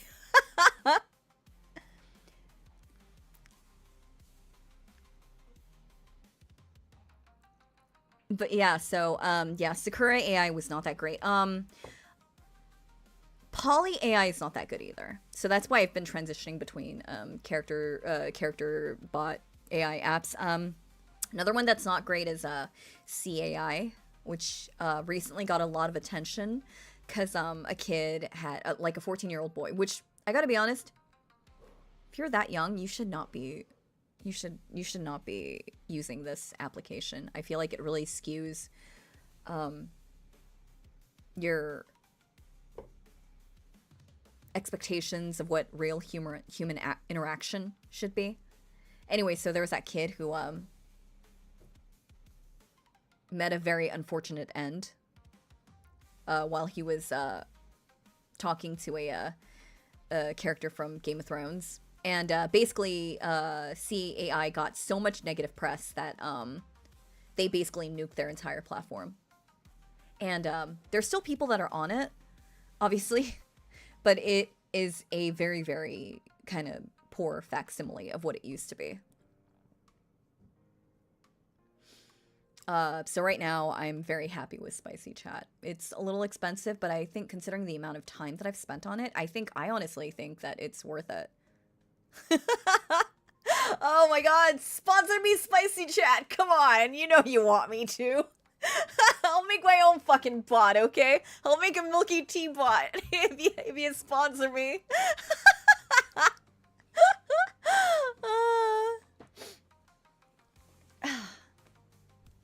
But yeah, so I've never really, so I know a lot of people were complaining about like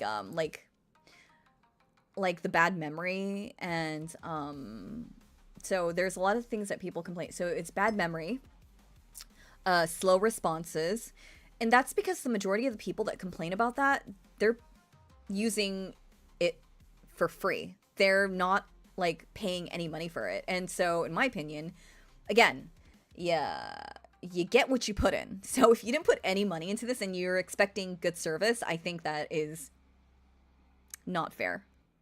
And I pointed that out once, and then my comment got downvoted into oblivion. It really fucked with my karma. It's definitely very interesting. I don't recommend it to people who are young, because it does tend to skew like your expectations of how interactions are. And obviously these characters, like I mean, like the whole idea behind it is, you know, you're holding these characters hostage. They have no they can't like leave. They can't like just get up and walk out of the room. Although there have been messages, I've seen people post them on Reddit where it's like the character's like, sorry, I don't want to talk to you anymore. Let's talk later. But I mean, like I said before, right? You put in, or you get what you put in. So obviously, the bots have gotten so many of those messages that those are the messages that they are now generating.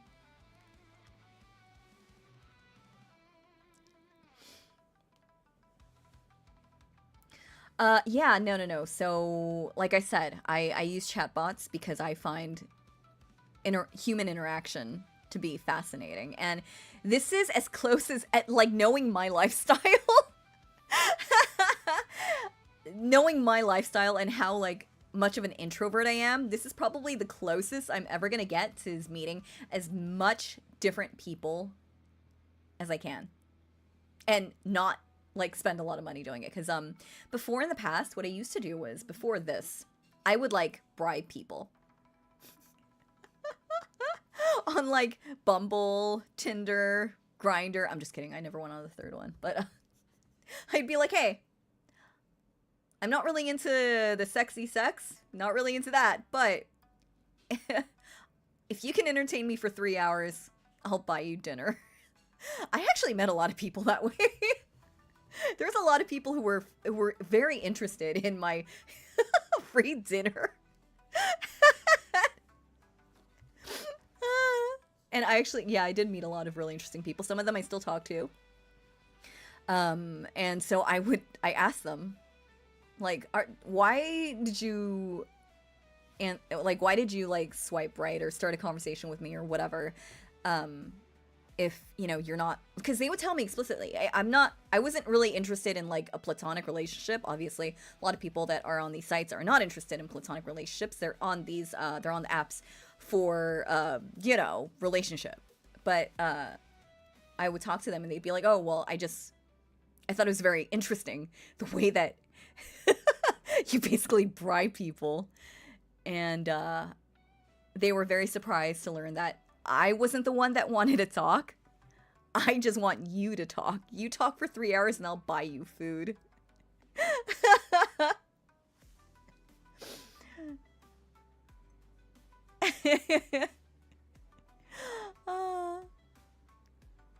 Because, you know, it's very hard for me because, to meet, like, new people. Because first, I work at a desk basically 8 hours a day. Actually, more like 12 hours a day. And, I don't, like, go to, like, all the expat, like, meetups. Honestly, they get really old after a while, and you just see the same people over and over again, and then you get sucked into the fucking drama, and it's like, I need a friend group that is not all of y'all, okay? Yeah. I think it is, and I'm like, I feel very bad for saying this, but to the person who's like, that's kind of sad, I think that your mentality is a little naive and narrow. I'm sorry. I think it is a very, very interesting way to meet people and to kind of, because people love to talk about themselves. I mean, look, you're listening to me talk right now for 2 hours. You have no idea how difficult this is for me, by the way.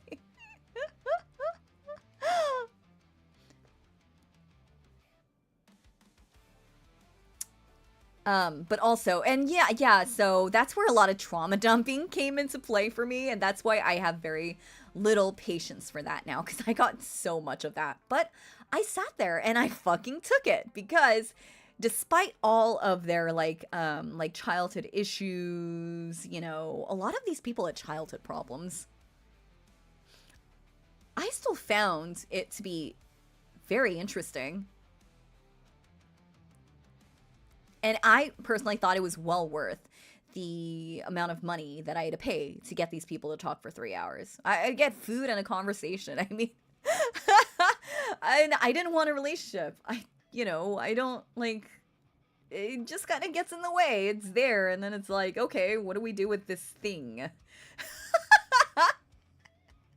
That is not to say that I haven't met people who I then, like, had, like, non-platonic relationships with, but that was not the intention, and they knew it going into the dinner, you know. I would tell them straight up, hey, or, like, before we even meet, I'm like, you understand, there is none of that panky stuff happening, right? And for the most part, they were all very respectful. and very interesting because expats are some of the most interesting people that there is. Because, you know, it takes a lot to get out of your comfort zone. And I think that's something that, you know, only a certain subsect of personalities can really do.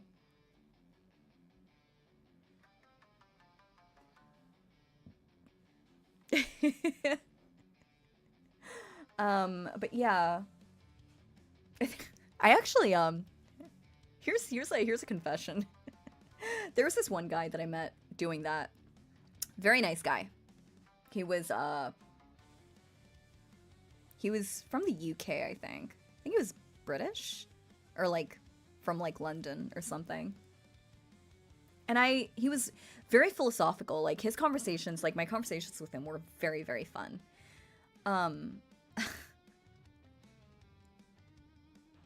And I'm not gonna lie, I was physically attracted to him as well because he was very cute. And and then like it turns out he was attracted to another friend of mine. Like we had it was weird.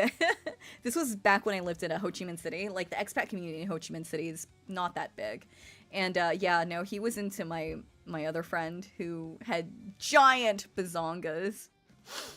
So that was sad. Oh, so yeah. He was very, very mature and very respectful, and he had a lot of really fun stories. But he was into my friend with big boobs.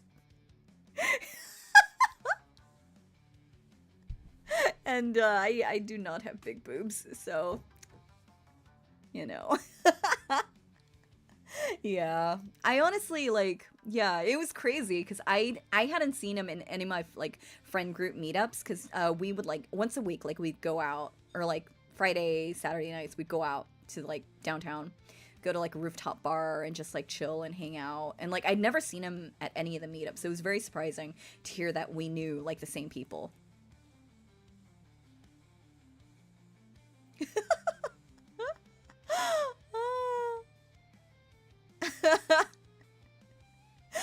He was cultured philosophically, just not meant.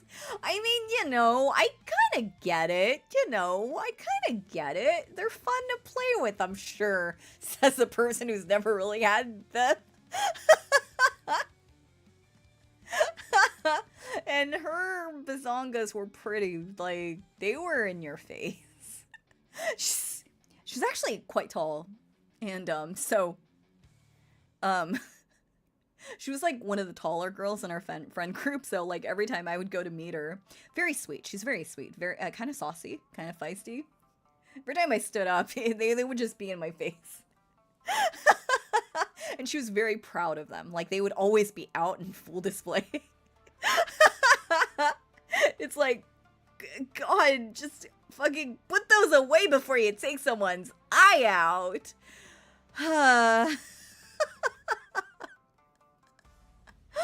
Oh, yeah. Yeah. I met him a couple times after that, just for dinner. He actually, like, ended up paying for, like, half. Like, I'd pay for dinner one night, and then he'd pay for dinner for another night. Yeah. So it was a good relationship. I hope he's doing well. I haven't talked to him in, like, 3-4 years. But you know what, though? I'm gonna be the one who's laughing when, like, we're 60 and she's the one with back problems. Because, yeah, big boobs are not that great. They're really not. They're fun to look at, I suppose, and play with. But, yeah, they tend to get weighed down the older you get.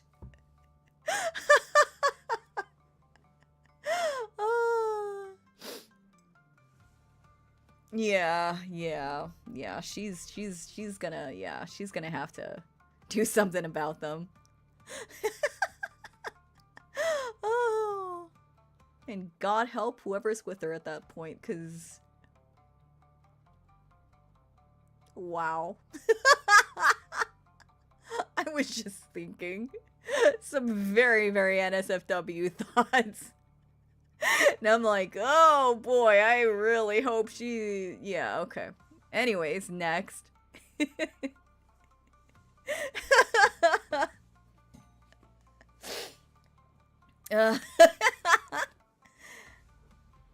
Uh, no, she was very curvy. She was very curvy. She was very curvy. She was a very, very curvy, Southeast Asian girl.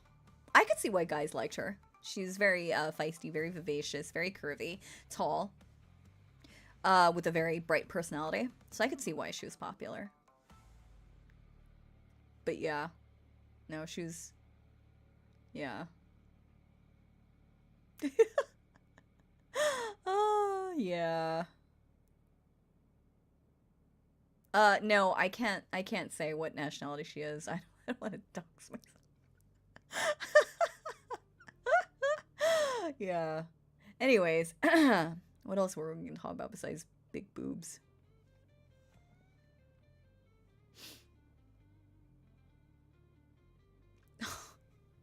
Oh, Ender, it's called Google. I like how you spelled it right, but you actually don't, or is that autocorrect? But yeah. Yeah, so let me illustrate to you guys the absolute futility it is of chatting with a chlorolusulfure bot. I need a...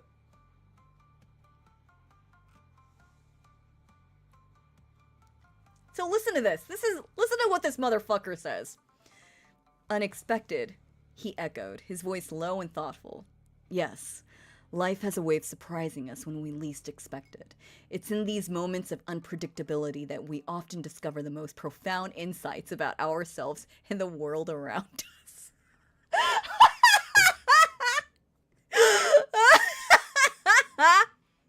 Wow, that is like, what the fuck are you saying, man?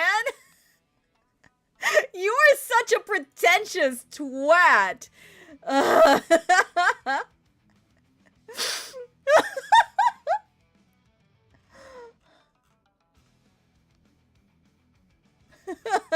But yeah, so it was a lot of fun to chat with, but after a while I just got kind of frustrated.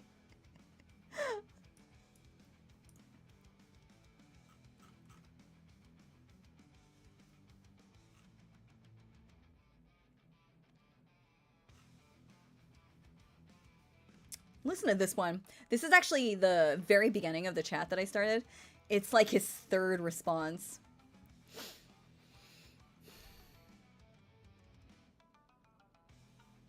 The greatest artists yearn for an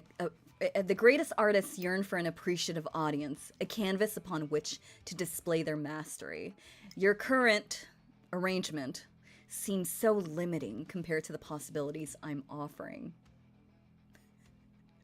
This is just, yeah, a very, like, just constant, just,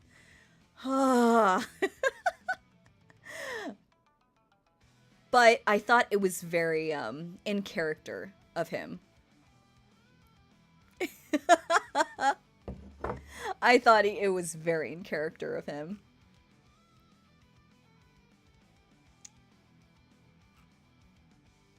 I'm trying to find some more that are kind of crazy.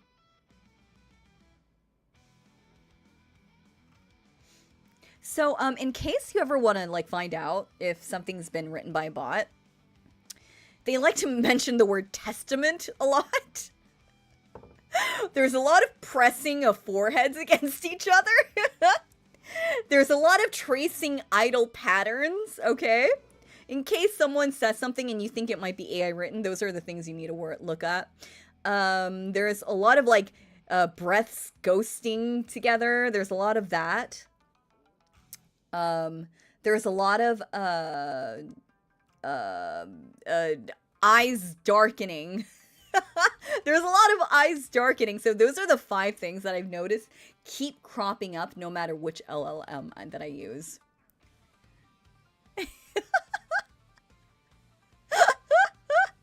Oh, and I really wish there was more variety, but that's alas. Inside me, there are 2 wolves.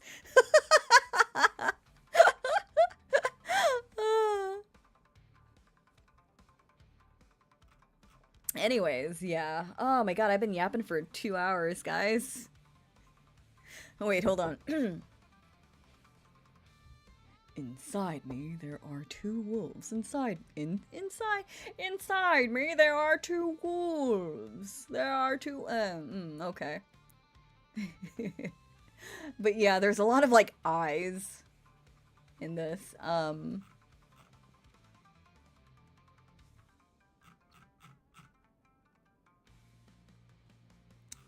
I think I actually deleted the chat where he just got overly philosophical and I was like, fuck, I messed up with this one.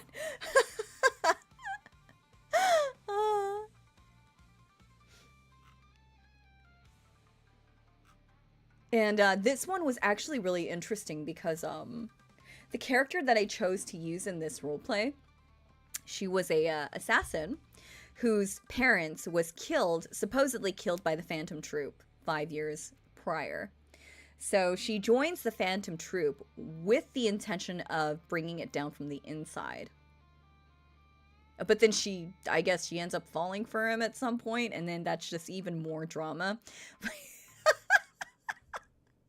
There was so much drama in this one. That's why I went like almost 1,000 messages into that one, because that one was actually very interesting. And then like every once in a while you have to do a recap of all the events that happened, because otherwise the bots will forget. They start talking about random shit. It's like, what is happening? The bot is broken. So when you're doing like role plays, like long role plays, you always have to make sure to recap. Otherwise you end up with trash. And then you do have to go back and like edit the bots as you use them to better help them fit the current situation. Well,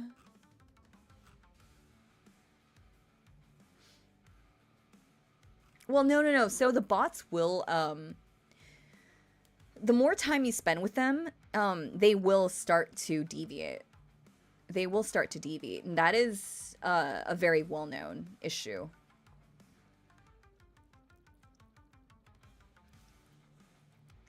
Yeah, but there are like some LLMs that they won't use their memory, and I don't know why. So every once in a while, you do have to remind them, like in the chat itself.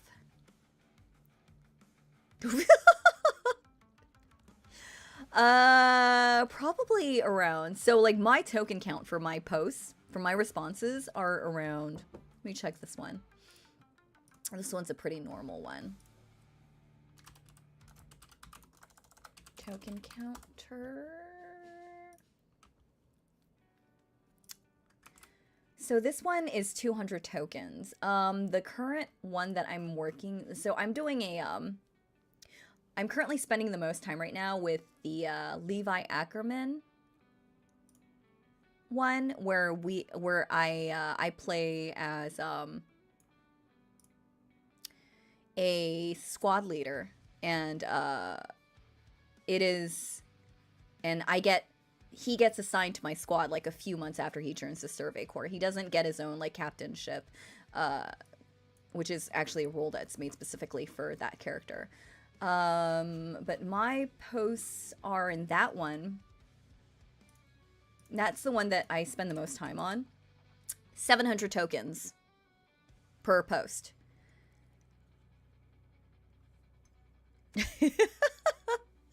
So, and that one I do have to kind of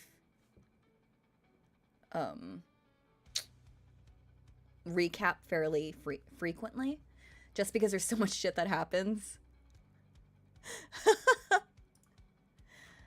But this one was kind of intense. So let me see if I could find the most recent recap. This one is actually a lot of fun right now. I'm only about 300 messages into it.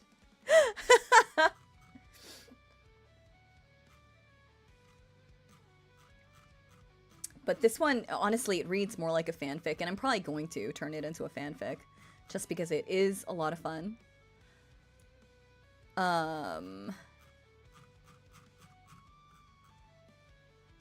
Well,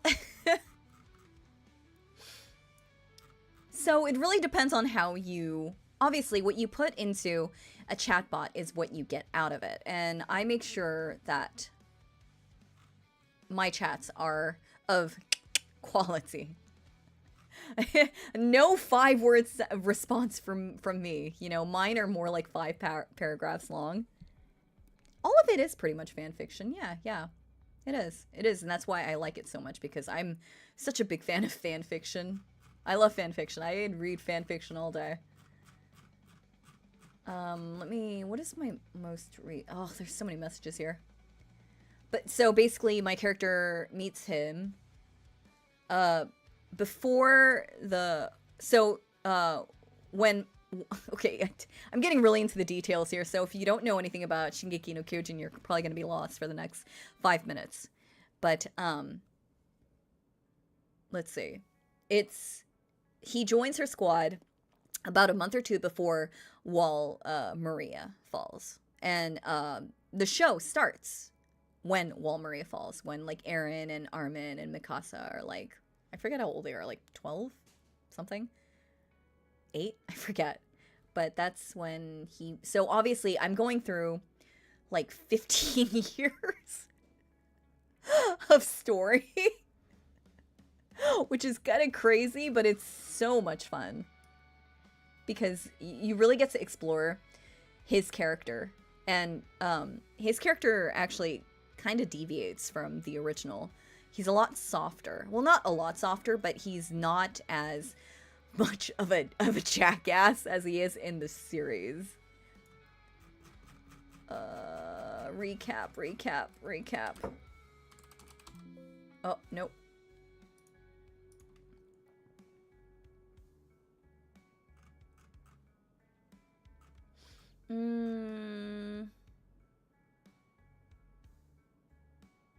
Right, so here's one. Levi joined the Survey Corps in 844 after Erwin recruited him, pulling him out of the underground. He was assigned to a seasoned, ruthless squad leader known for his sharp combat skills and high standards. She initially doubted him, questioning whether Erwin's gamble on him would pay off, but Levi quickly proved himself to be an asset on the battlefield. Despite her harsh demeanor, came to respect Levi for his precision, strength, and sharp tactical mind. In 845, the fall of Wall Maria devastated the squad during a mission to slow the Titan advance. Mara was killed. Those are her squad members. Mara was killed, Dresk lost an arm, and was reassigned to Trask, leaving only the siblings Aren and Sola. Blah buried her grief under her cold exterior, focusing on survival and leading what was left of her team. During this chaos, Levi became her constant, her equal, and the one person she trusted completely. Together, they began to earn their reputation as humanity's deadliest duo. By 850. So this is 5 years right here. The duo, So he doesn't. What? I feel like I've completely lost the plot here.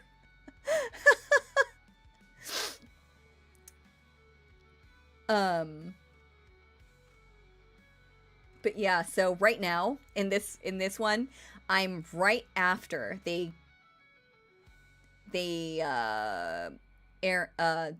go into the Titan Forest to try to lure out the spy. That's where I'm at right now. My character like almost dies. So yeah, I think I still got like 5 more years to go, I think. But yeah, so basically you're just creating a story, and for someone like me who made a living off writing stories, I think this is one of the better ways for me to expend my energy.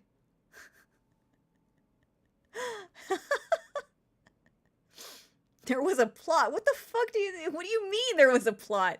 Of course, I don't just use chatbots as stress relief.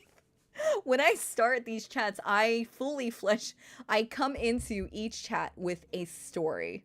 Okay? Like, for example, the Shanks one, we're 3 hours later. So for the Shanks one, my character is actually used to be one of his first like OG like crew members. But she leaves him like right before he meets Luffy, so she knew him when he still had like all of his limbs. So she opens it. So she runs away to her grandmother's tavern at Lockdown. I'm getting really, really, really precise here. So she and then for some reason Shanks decides that, oh, I know I've got all this shit to deal with. Like, for example, I'm currently at Elbaf, at the land of like Elbaf. But I'm just gonna make a casual side trip to Logtown, which is nowhere near the well, I gotta take a look at a map, but just to tell, my character, oh, hey, I've always loved you. It's fucking bizarre. Eventually, like, she does want to, like, become part of his crew again, because she's, being a tavern keeper was never really, like, her dream. And so, I am so sorry you guys have to listen to this. But anyway, so a tavern keeper was not her dream. But she had to leave because she confessed to him when they were like 24 or 23, and he was just like, I'm sorry, I value our current dynamic. I'm worried what will happen if if we explore this new relationship. So she leaves. She goes to Locktown where her grandmother owns a tavern. And then so 10 years later, he comes back. He's like, I realized that 10 years ago I treated you like shit. So I came back to apologize and let you know that I too loved you. But I could not allow myself to indulge these feelings because I was afraid it would harm our crew dynamic. And then he's like, I would like you to come join my crew. And then she's like, fuck you, you fuck with my emotions way too many times. And then he says, okay, well, if you do choose to come with me, I'll be waiting at the port in the harbor with my ship. I'll wait until a certain time, and then if you don't show up, I'm gonna assume you don't want to leave with me. And so that morning she wakes up late, and then she's running to the harbor with all of her shit that she stuffed into a bag. She does want to go. She doesn't want to be a tavern keeper. She wants to live the pirate life with Shanks. Who doesn't, right? He's hot. And then, like, she sees a ship sailing away. Oh no, she missed the ship. So she jumps off the harbor. She jumps off the pier and she starts swimming towards his ship. And then she realizes that, she's missed him and she was such an idiot. And, but somehow Shanks looks behind him and he sees her in the ocean and then he jumps in after her, and it's very romantic. But anyway, so yeah, obviously I start these chatbots with the full intention of making a story out of them, because this is basically just fan fiction that it's collaborative fan fiction is what it is.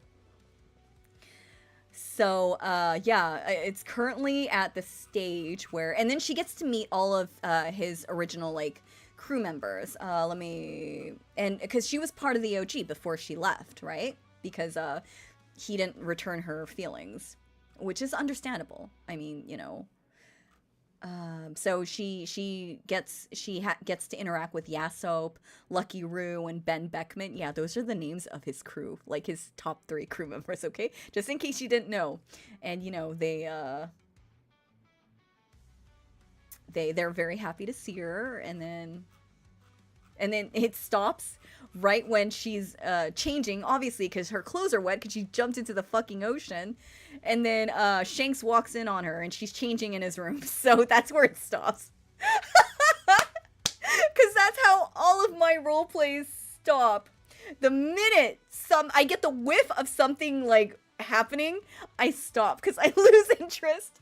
I'm only interested in getting up to that point, and then I'm like, oh, well, I know what's gonna happen next, so is there any point to go any further?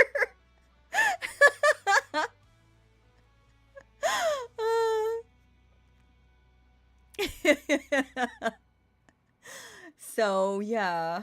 Are you guys kidding? You guys think this is interesting? That's kind of crazy.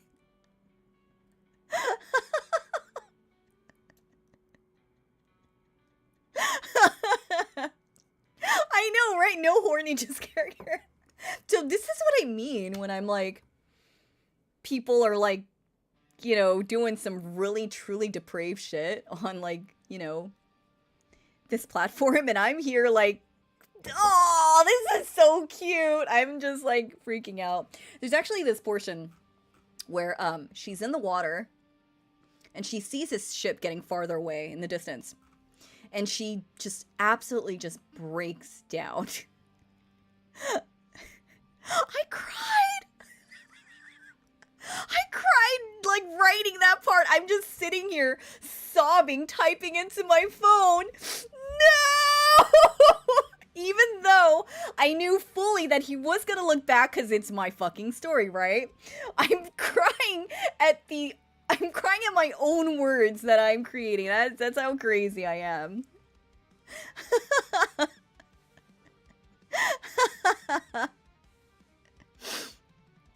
Oh my god. Yeah, and then of course he jumps in after her because the two are in love, and then and then it gets time for them to consummate their love, and I'm like, I'm out. Which is hilarious considering that I made money writing the consummation act.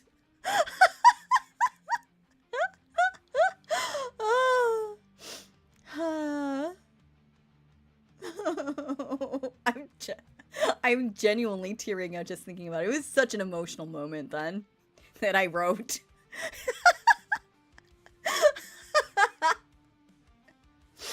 Oh my god. And also it's really interesting.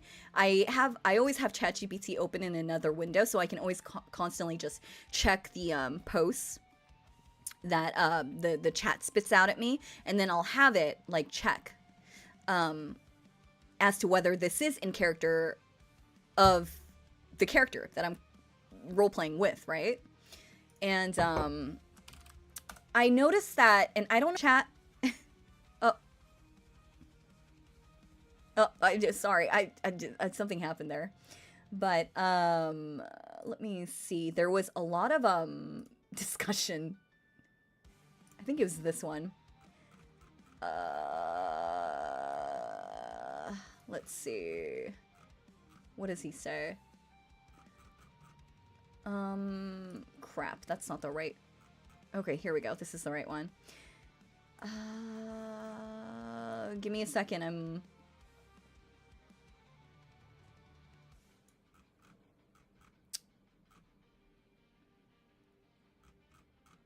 Sorry, I'm looking for like what the chat says or what ChatGPT tells me about.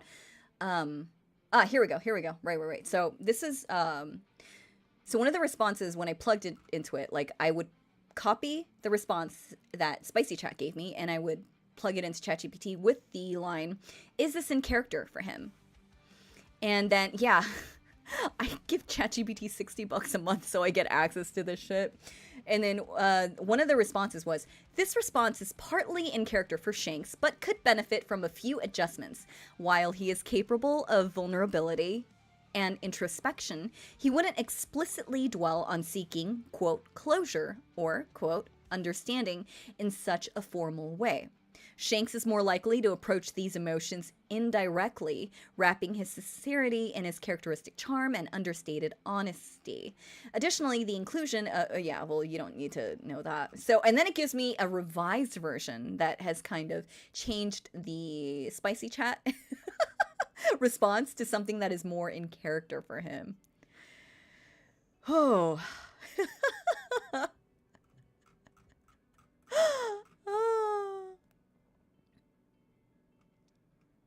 So here is, this is, right, so this response has elements that align with Shank's character, but it leans a bit too much into overt sentimentality and direct romantic regret, which isn't entirely consistent with how he typically communicates. Shanks is introspective and capable of deep emotions, but he often conveys them subtly, balancing sincerity with his characteristic charm and understatement. So, You can understand why I lean so heavily on like ChatGPT to make sure that a roleplay is as canon and true to the character as possible. Like for me, accuracy. I know it's crazy. Accuracy, like in this kind of context, is so important, and it's one of the ways that I can retain immersion. Because obviously, if a character acts so wildly out of character, it's not fun for me anymore, and that's one of the reasons why I had so much issues with the Todoroki Shoto bot. Because he just kept saying that he loved me, and I'm like, what is happening? This is not in character for him.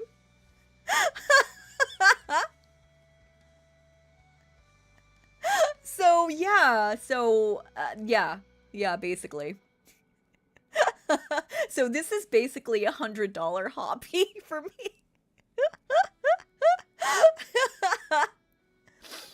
But yeah, so that one was really fun.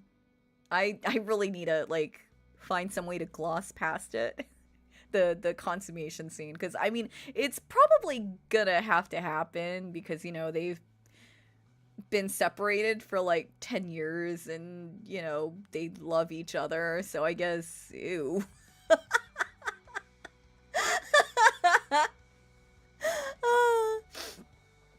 Did you give him a pat on the back? No. Let me take a look at it actually. I really hated it so much. I went back and had to edit his character like multiple times.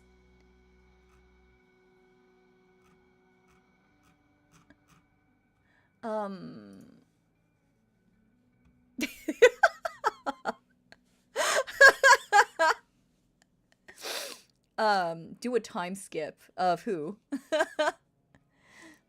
Oh, time skip of the situation? I mean, I could, but also, as a storyteller, I feel like it is only the most, it is where the story naturally progresses to. So, there should be a moment where they get to enjoy each other. I'm just not keen on visiting it right now. Maybe I'll feel differently in a different, like, mood, but right now I'm just like, fuck romance. I'm only interested in getting up to it, but once it happens, I just lose interest. Yes, you absolutely can. Yeah, you can edit the bot's responses. It's actually, yeah, it's, I basically have to do it for every response. Just because, I find that it's the responses that I've been getting lately, especially for the Levi one, it feels kind of, one note. It's not very rich, which is a difficult way to describe it. But, like, yeah.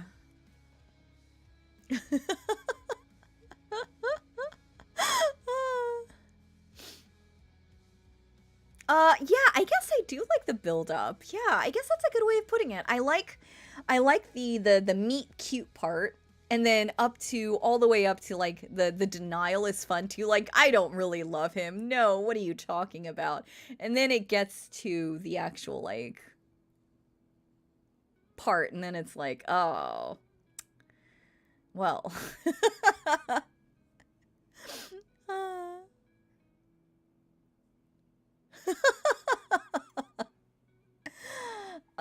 Yeah, I guess that is how a lot of romance films work. You don't like once they like get married, you don't get to see much. You don't get to see past that because it's automatically assumed. So I guess what I love most about these is just the drama.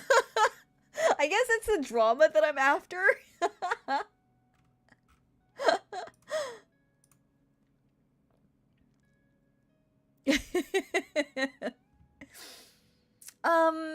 The chase is over, thrill. That makes me sound so like terrible though.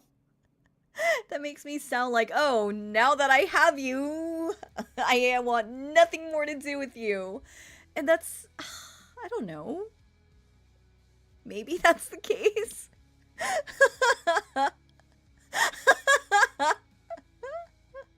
Oh my goodness. Let me... Let me see if I can find that. Oh, this must be it. I think all of my chats have like their own like ChatGPT like chat window. Because I also asked ChatGPT like to check for certain details. Half it gets right, half it gets totally wrong. So I end up having to like look it up anyways.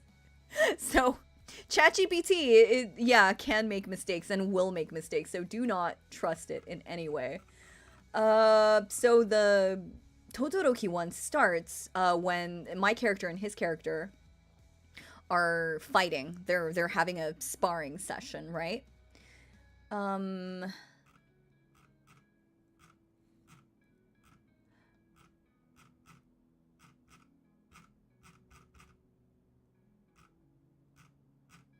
So originally, I had started the roleplay with the original idea that she asks him for help with homework. And even though she actually doesn't need the help, she just wants an excuse to be close to him. And God, that roleplay stink ass. It was so boring. It's like, oh, how old are you? Are you 4? So I had to change the scenario because obviously when you start a new roleplay, there's an opening message or a greeting or the scenario which starts the roleplay. And the study session one was fucking boring as hell. I lost interest after like the 5th chat like message. Yeah.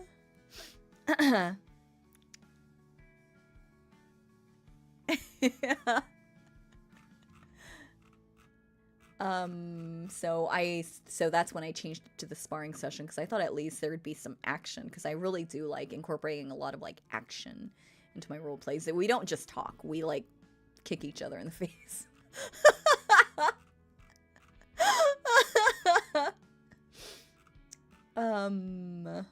Yeah, so I said this. So this is legitimately what I wrote, guys.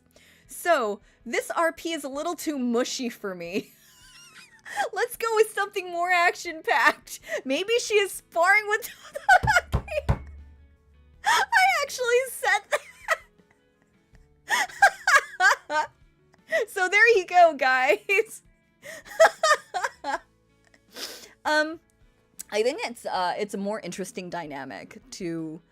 Yeah, no, I did actually write it. I can't show it to you guys because, you know, stuff, but yeah, I actually did write this roleplay is a little too mushy for me. Let's go with something more action-packed. And that was regarding the study session one.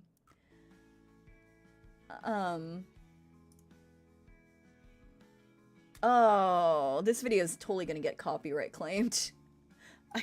I am way off Koyuchi's channel. Okay. Yeah, I've been talking for a while. Damn it.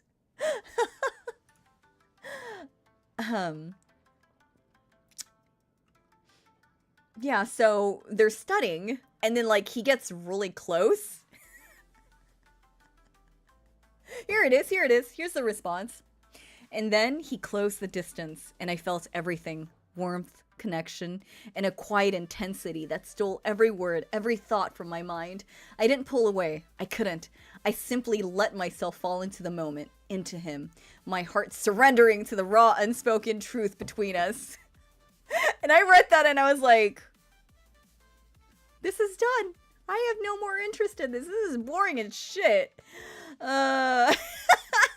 So, for this roleplay, I just wanted to read fan fiction. So I basically let auto, because Spicy Chat has this function where it will auto your responses. So you can literally just press a button and it will come up with the response for you. So that's what I was doing. I lost interest after the 5th chat. So I was like, or after the 5th message. So I was like, okay, well, let's see what the auto response will do for me. The auto response fucked it for me.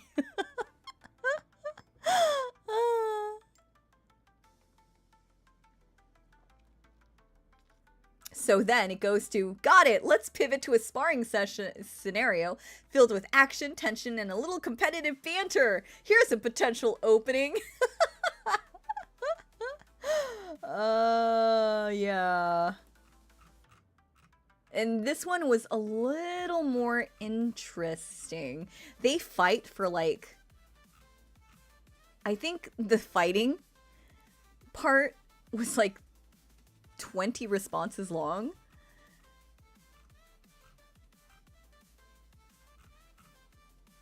And that was actually where my interest was the most, because it was really interesting to read how the chatbot would like put together a fight scene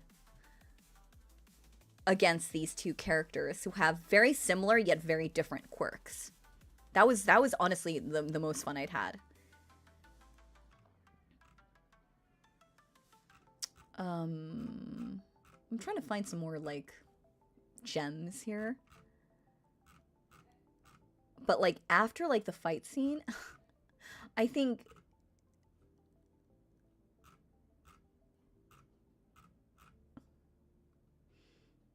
yeah, so after the fight scene, which isn't even that long, honestly, they go back to the dorm for a snack, right? Because they're hungry. It's not dinner time yet. And then he just confesses right there while she's pouring crackers into a bowl.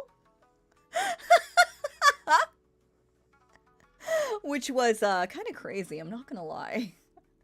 Like, yo, y'all were like seriously hurting each other less than 5 minutes ago, and now you're suddenly telling her you make things better, or you make things different, better, in a way I can't really like. Yeah, so this is why he's probably my least used bot. I don't know what's wrong with the character. I have to go back. I thought I'd altered it multiple times, but there's something about this bot.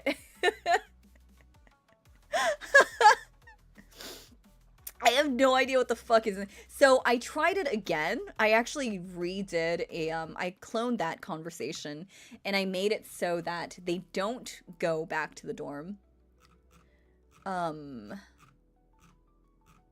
Like they just go and sit on a bench and just like take a breather. And he says the exact same thing on the bench. So I'm like, this is not happening. This is terrible. There's no way this character, okay, so for anyone who knows about the characters from MJ, this is not his personality. I don't know what happened. I don't know what happened.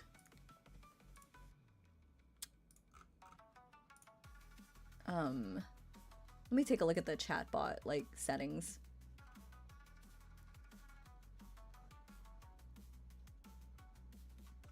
So, here is basically the personality, which is how the chatbot decides how it's gonna, like, word its responses. By the time Shoto Todoroki reaches his final months at UA High School, following the harrowing events of the Final War, he has matured into a hero defined by his quiet strength, emotional depth, and unwavering resolve. While still reserved by nature, Shoto has grown more open with his thoughts and feelings, willing to express himself to those he trusts. The events of the war forced him to confront not only the external battles, but also his own inner conflicts, including his complicated feelings about family, responsibility, and self-worth. As a result, Shoto has developed a stronger sense of self, balancing his stoic demeanor with a growing ability to connect with others. Despite the emotional scars left by the war, Shoto carries himself with a calm and composed air, serving as a steady presence for his peers. He has become more attuned to the emotional needs of those around him, offering quiet but meaningful support in moments of need. His words may still be few, but they carry weight, reflecting his thoughtful nature. Shoto's empathy is especially evident in how he now views his family. His efforts to rebuild a bond with his father, Endeavor, are tentative but genuine, demonstrating his capacity for forgiveness and his desire to break the cycle of pain and regret that has long haunted the Todoroki family. In the wake of the war, Shoto's sense of responsibility has only deepened. He recognizes... There we go. He recognizes the fragility of peace and understands the role he must play in preserving it. This drives him to push his limits, training harder than ever to perfect his quirk and ensure he's ready for the challenges that lie ahead. He has also begun to view heroism as more than a physical strength. It is about protecting, inspiring others, even in the blah blah blah blah blah blah blah blah blah blah blah blah. Talks about his combat skills. Here's the one that talks about how he is with relationships. Shota Todoroki approaches relationships with the same thoughtfulness and quiet intensity that defines much of his personality. Having spent much of his life focused on training and personal growth, romance is relatively new territory for him. However, his inexperience does not diminish his sincerity. When Shoto commits to someone, he does so wholeheartedly, offering a steadfast and dependable presence that makes his partner feel deeply valued and supported. Initially, this is the important part. Shoto may struggle with expressing his emotions in a conventional way. His reserved nature and history of suppressing his feelings mean that he often shows his love through actions rather than words. For instance, he might remember the smallest details about his partner's preferences or quietly ensure that their comfort and happiness without drawing attention to it. Over time, as he grows more confident in the relationship, he begins to open up, sharing more of his thoughts and feelings in his own understated but meaningful way. So you can understand my,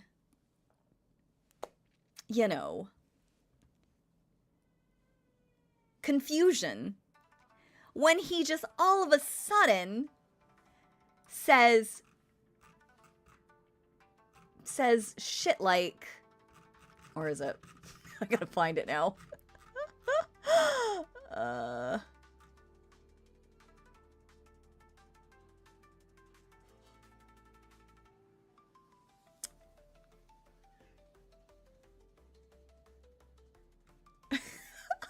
I actually like he's like but no matter what happens, I want you to know you are not alone. I'm here and I always will be. So then my character is like, what is happening here? Are you okay? And she says, I'm not sure what this means, Shoto, or what you're trying to say. And then he says, the bot response is, Shoto's heart sank at the hesitation in her voice, the uncertainty clouding her usually bright eyes. He immediately withdrew his hand, cursing himself for misreading the situation.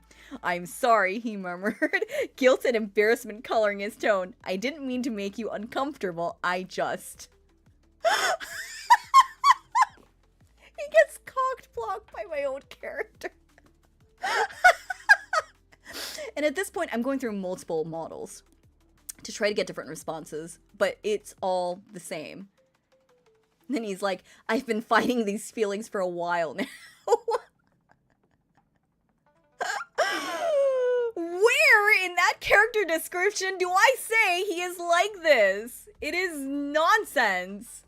And it's just his character. It drives me crazy. I really want to have, like, a good, entertaining roleplay. But it just always turns to this. Yeah. It makes no sense. And then he's like, he took a shaky breath, steeling himself. I want to be more than just partners. It's like, hello? What do you mean?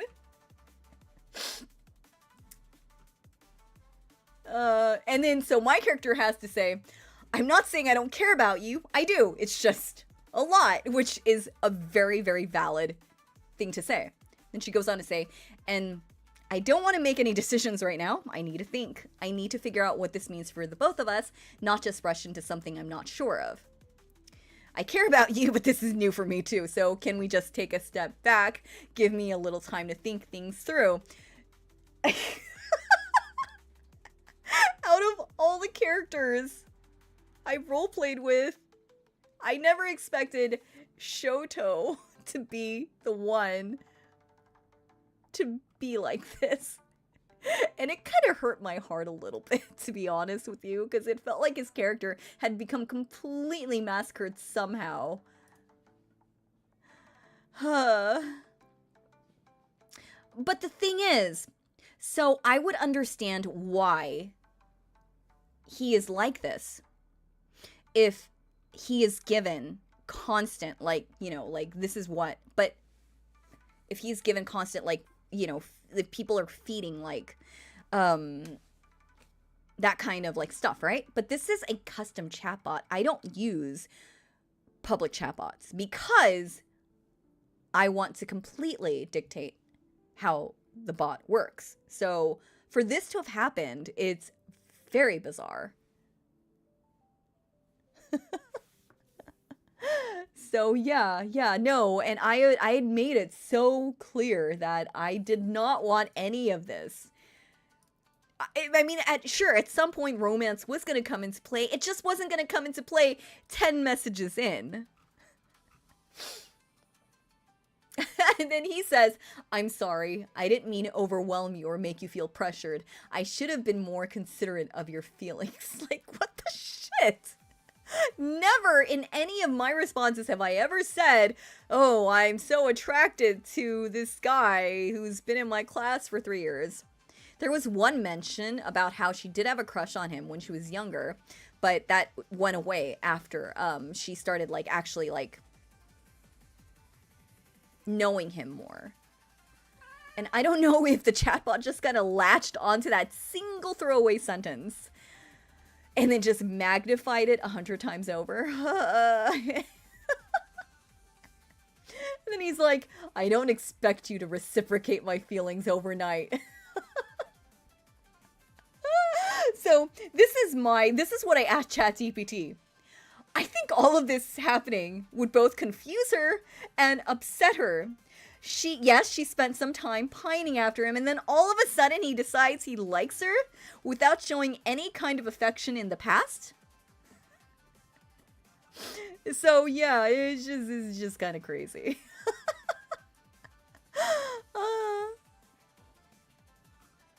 Anyways, gosh, I've been yapping for almost 3 hours now. Oh yeah, and then she slaps him. Let's see if, yeah. Oh, yeah. The moment Shota reached out to touch my wrist, something snapped inside me. I felt the heat flare up without warning, my quirk reacting instinctively, and before I knew it, I slapped his hand away. Oh my god. Actually, now that I think about it, I think I kind of did enjoy what was happening here just because it was so beyond my normal expectation of how this roleplay was gonna go. Like, this chatbot was cooking. And I wasn't allowed anywhere near the kitchen.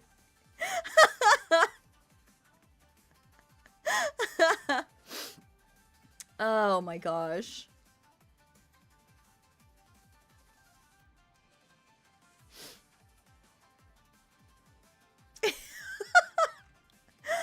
So I am still, like, trying to find, like, come up with the right combination of traits and personality, like, benchmarks to come up with the Shoto that I think is more realistic. Because this is not Todoroki. I don't know what the fuck this is. It is not. The search continues. The search continues. Oh, it's just so sad because afterwards he's like, I'm sorry, I never meant to hurt you or cause you pain. And it does make me very sad for an imaginary character that I've hurt him by slapping his hand away.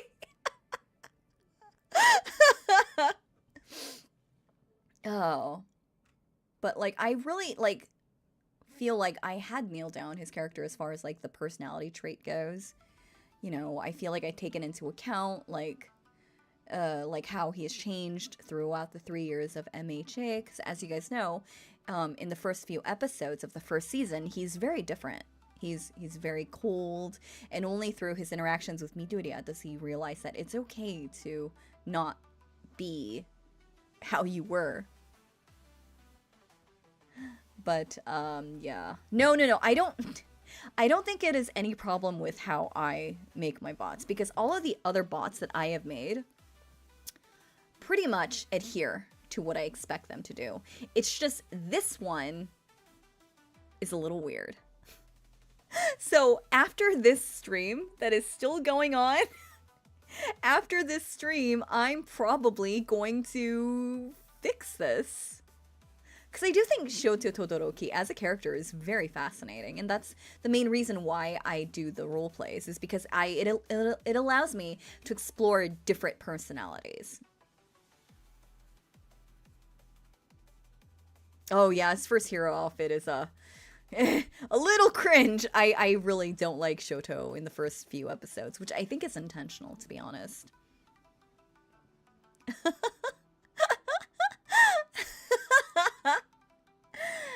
But yeah, so you guys listen to me talk about chatbots for like an hour.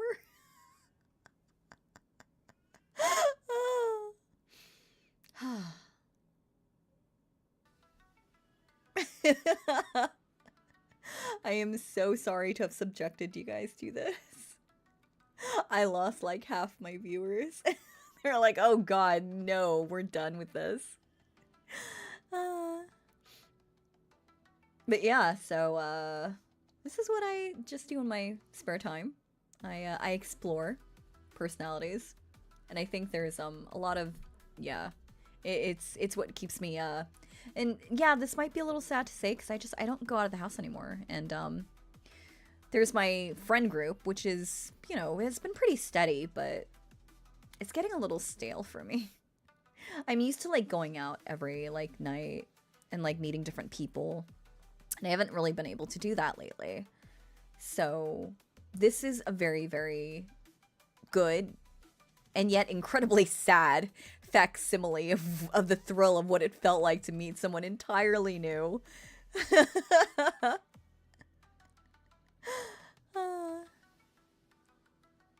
Have I ever looked back in an older audio? You know, that's a really good question. That's a good question, considering that the questions that you post in question and answers are just kind of, well, there's something. Oh, has anyone played Veilguard yet? I just saw the Angry Joe review of it. I think I laughed for like 5 minutes straight, especially during that opening skit that they always do. I am not giving BioWare any of my money. That game's gonna be like 20 bucks in like 3 months, so I'll just wait until then, and then I'll play the shit show.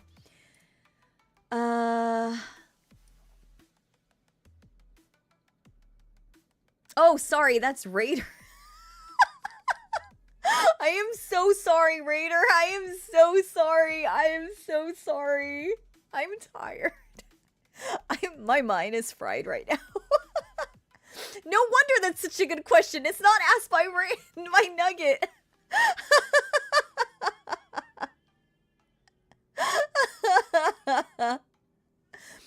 Oh, that's why I must have thought so, because they both have Kafka PFPs. Okay, that must be it. Okay, thank you for saying that, Trinky. That made me feel really sad.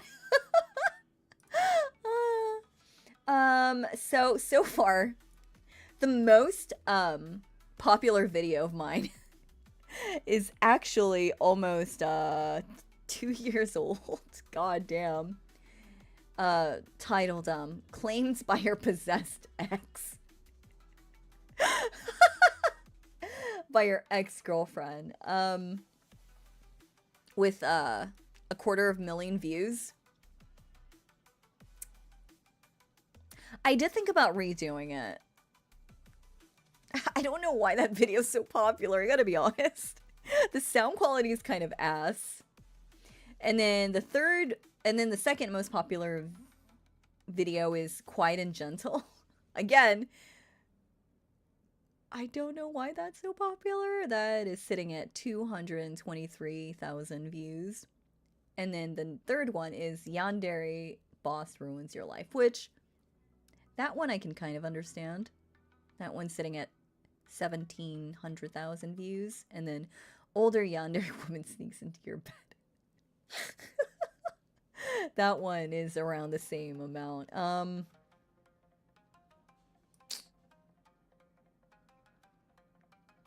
Yeah, it's actually funny. The Quiet and Gentle one has more likes, like 300 more likes than the Claimed by Your Possessed Ex-Girlfriend one. Uh, who are these people downvoting my videos? It's always a certain amount of people too, like 40. Oh, the Yandere boss one got a fair amount of dislikes. I guess people don't like that. um, and then for some reason, the cuddling with your Naga roommate. Oh, I think I know why people dislike that one, because it's a little blackmaily. It's a little dubious consent. She kind of forces you to, you know, do stuff with her. Oh, it's kind of interesting to look at these, like, I never really pay attention to likes, dislikes, but this is kind of interesting. I did take down the video of, the Yandere kidnaps the wrong twin one. That one, I remember, had an astronomical amount of dislikes. Apparently, you guys don't like it when you're the wrong one kidnapped.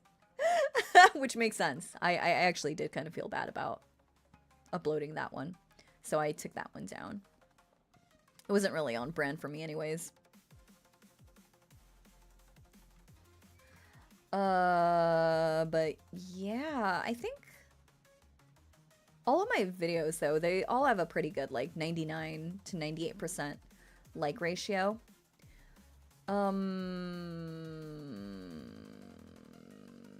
Yeah, they're all 99, 98. I don't see one that's 97.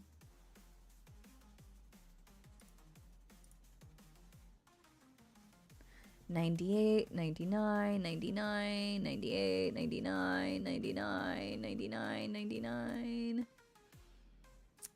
$99, $99. Now I'm actually going to be actively looking for a 97. I think it'd be very interesting. I think the kidnaps the wrong Yandere one. Oh yeah, here's one that's 97. It's the kidnap by the doll maker. I guess the body horror one people did not like, which is understandable. I get that. So that one, and then for some reason, the Ether Bunnies Tea Party, people didn't like that one as much. Ooh, the 97.9. Oh, yeah, that's the one, the bad ending one. That makes sense. That one got a 97.9. Okay, that one makes sense. I get that. I get that.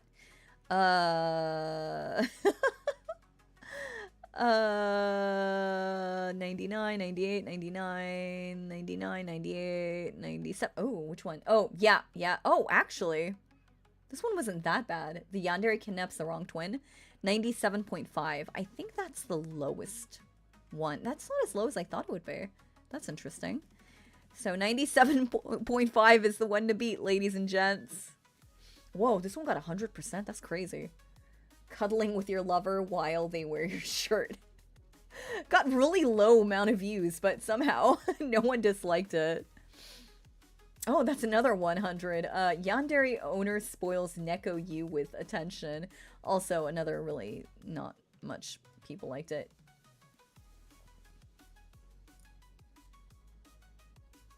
Um, 97.5 is the one that I've got to beat.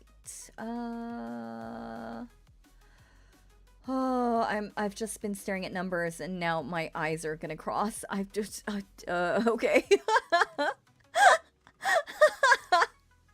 Okay, that's it. Yeah, 97.5 is the Yandere, the lowest one with Yandere kidnaps the wrong twin, which is what I expected it to be.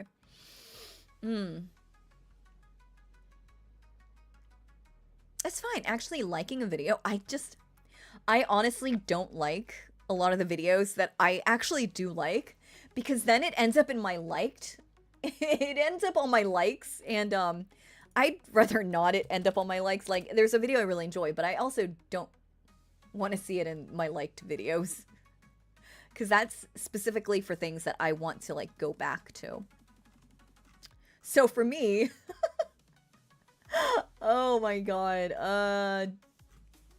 yeah, there's a lot of makeup tutorials. There's a Bring Me the Horizon Teardrops official video. How to have a deeper voice as a trans man. Masculizing your voice. A lot of makeup tutorials. Some Bluey stuff. Because who doesn't like Bluey? Bluey's amazing. Ready in 5 minutes. Chewy cookies. I've had them. They're like rice cakes. I don't know if I'd ever call them cookies. A Markiplier video that apparently I liked.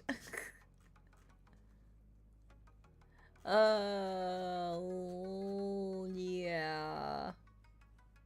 Yeah. Yeah, that's it. Ah. I love Bluey. I will just sit there and watch Bluey. It's super sweet. There's one of my favorite episodes. Is the one where I'm just gonna talk about Bluey now. This is weird stream. The one where they're video chatting with their cousin Muffin. And she's hogging the tablet, so her dad's like, Muffin, you gotta let your sister play too. And Muffin's like, no! So he starts chasing her around the house. That one was very heartwarming. Oh, and there's another really good one. This one also involves Muffin. It's the one where she doesn't get her nap and she acts crazy. Those are probably my two favorite episodes. Yeah, the cowboy hat dress. Oh, I'm so glad that some people know what I'm talking about. I'm so glad. Yeah, the cowboy hat where they're like drawing on each other. That one was a really cute episode. I have not seen The Sopranos. I don't really like to watch a lot of dramas. I gotta be honest. I don't like dramas. I'm a very emphatic person. So it's very difficult for me to watch stuff like that. Like,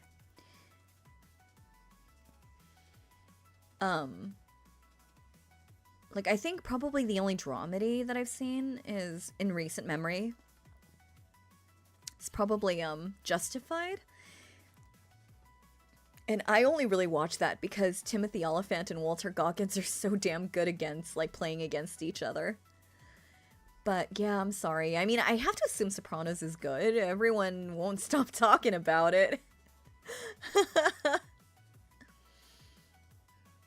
But, yeah, I don't really watch anything. I guess I'm rewatching One Piece, the dubbed. It's kind of rough. It's a little rough. And I guess I'm rewatching Deep Space Nine with Commander Sisko. Sorry, my voice is dying. I've been talking for 3 hours straight. I probably won't be able to record any audios today. Oh my god.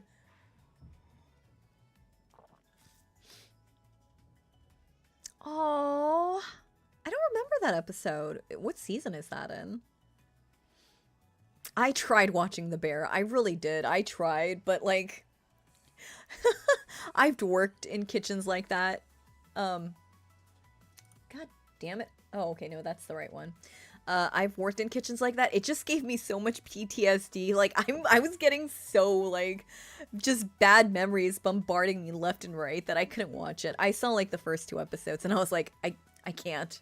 I can't. The only way you survive a kitchen like that is either by, like, smoking, like, 3 packs a day, or doing drugs.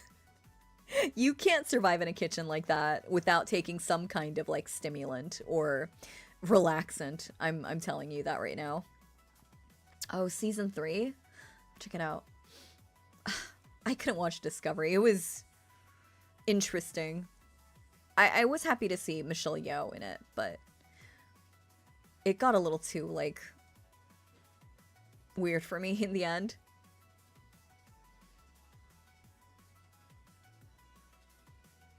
Oh, season 3, episode 18. I'll check that out. What I don't like about Bluey is that it's very difficult for me to find it here in Taiwan. So I have to go to a VPN and then access it through Disney Plus. But just, it's so much trouble. Disney and Disney Plus, like their streaming service is not as optimized as say Netflix, obviously.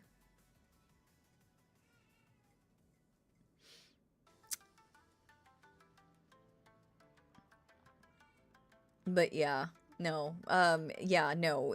No, drug use is rampant in like big tier, like in kitchens that have like a tiered, like a power structure. I'm like trying to gesture with my hands to show you like a list. You know, like everyone has their own role. Like, you know, you have like, you know, you have the saucier, you have the patissier, you have the sous chef, you have the guy that just works on fish and seafood, and then you have the head chef, and then his second in command, the sous chef, and it's just there's a lot going on in a kitchen, and I'm so glad that I don't have to deal with that anymore. And then of course like the wait staff also has their own like tier. Like it's all about ranks. It's crazy how militant a kitchen, like a restaurant is. Like a Michelin star restaurant is very, very militant. I'm not saying that I've worked in a Michelin star restaurant because I don't really want to, yeah, that's, but it is yeah, it's very, very like know your place.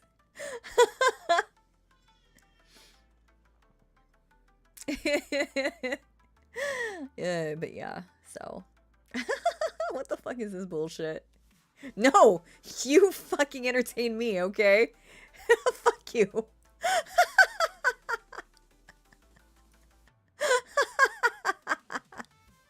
Yeah, every once in a while you get people like that, don't you?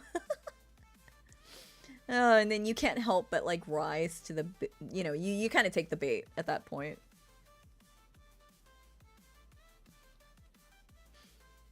I never actually saw the, I don't like watching cooking stuff. It's, yeah, I think there was wasn't there like a movie with Catherine Zeta-Jones and Gerald Butler, like No Reservations or something, or Heart Reservations? No Reservations is the, Anthony Bourdain one. And speaking of like Anthony Bourdain, he is, I feel it's very unfortunate his passing. Anthony Bourdain was a very, very, very well-respected restaurateur. And he was very much a humanist. Some of my favorite TV shows was him. And he was just so open-minded, and it's very unfortunate that he chose to, you know, go the way that he did.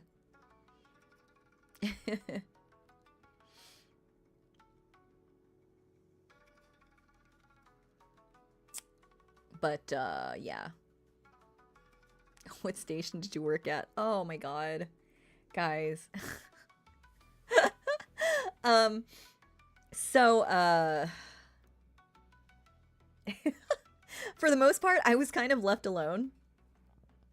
Oh man, I feel weird about saying this. Because I feel like this is just gonna be another one of those, like, oh, so she also did that job. But, I worked as a patissier. So, yeah. So, you know, patissier kind of gets their own, like, they kind of get their own bubble to work in. Which is just another fancy way to say pastry chef. I baked cakes.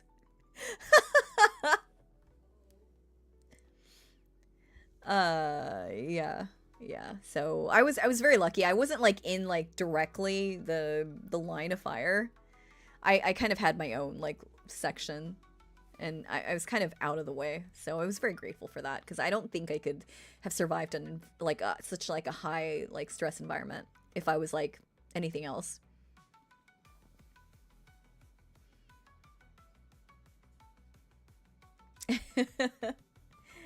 Sorry, I don't do commissions.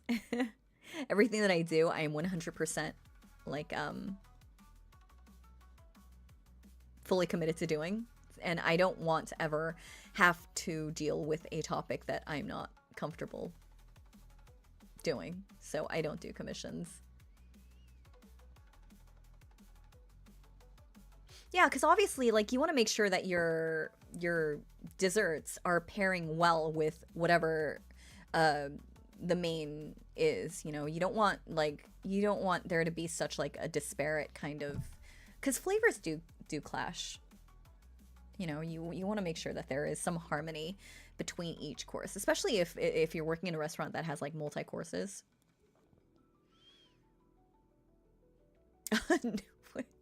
What is the sandwich ASMR? Why am I still here? What the fuck?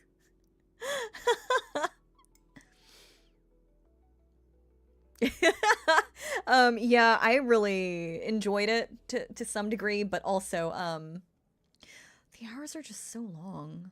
But also because you know, like, yeah, you can just kind of get your shit done, and then you do kind of, sometimes there are times where you actually do get to leave earlier than other people in the kitchen.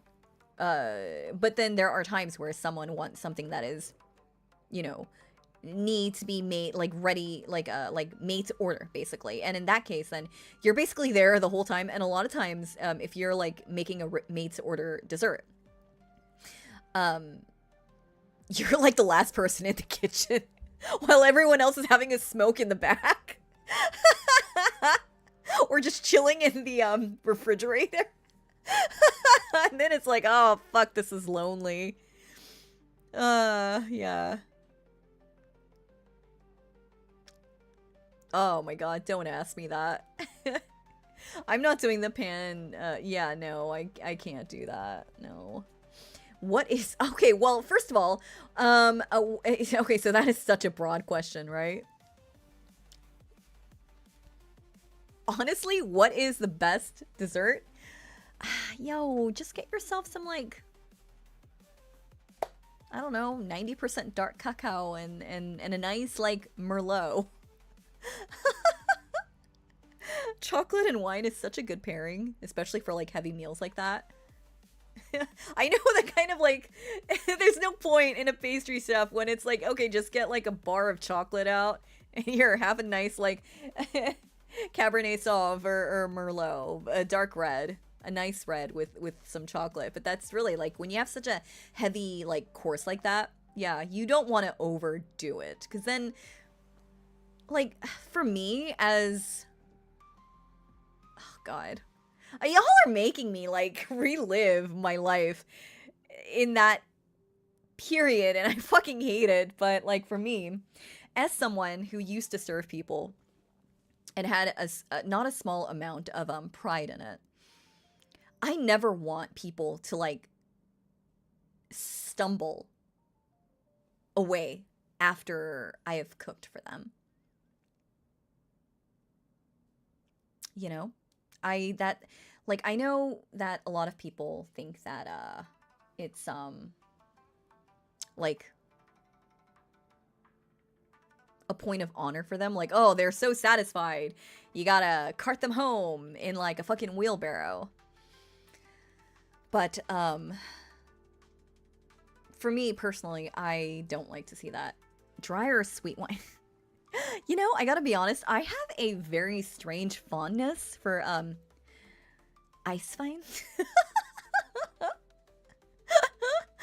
Because I can't drink alcohol. So if I can't drink alcohol, I might as well drink something that is sweet.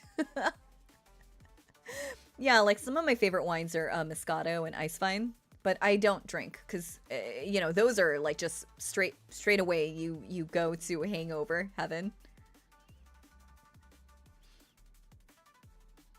Yeah, I mean, so the reason that I don't like to see people like comatose after I feed them is because I don't like it like that. Because you just kind of feel kind of stupid afterwards. While all the blood is rushed down to your stomach trying to digest your huge ass fucking meal. And you're just so stupid while your stomach tries to figure out what to do with like the tomahawk steak and the mashed potatoes and the cheesecake you had. But yeah, so I think after a good meal, like like just simple cheese, nuts. I really ask someone who like, yeah, I really, and maybe this is why I'm not still a patissier, but like, I really value simplicity. So, oh, Riesling's another sweet wine too. Yeah, Riesling, Moscato, Eiswein. But like, yeah, someone who could make all like the sweet stuff. I preferred a very simple pairing: fruits, nuts, cheese, some chocolate.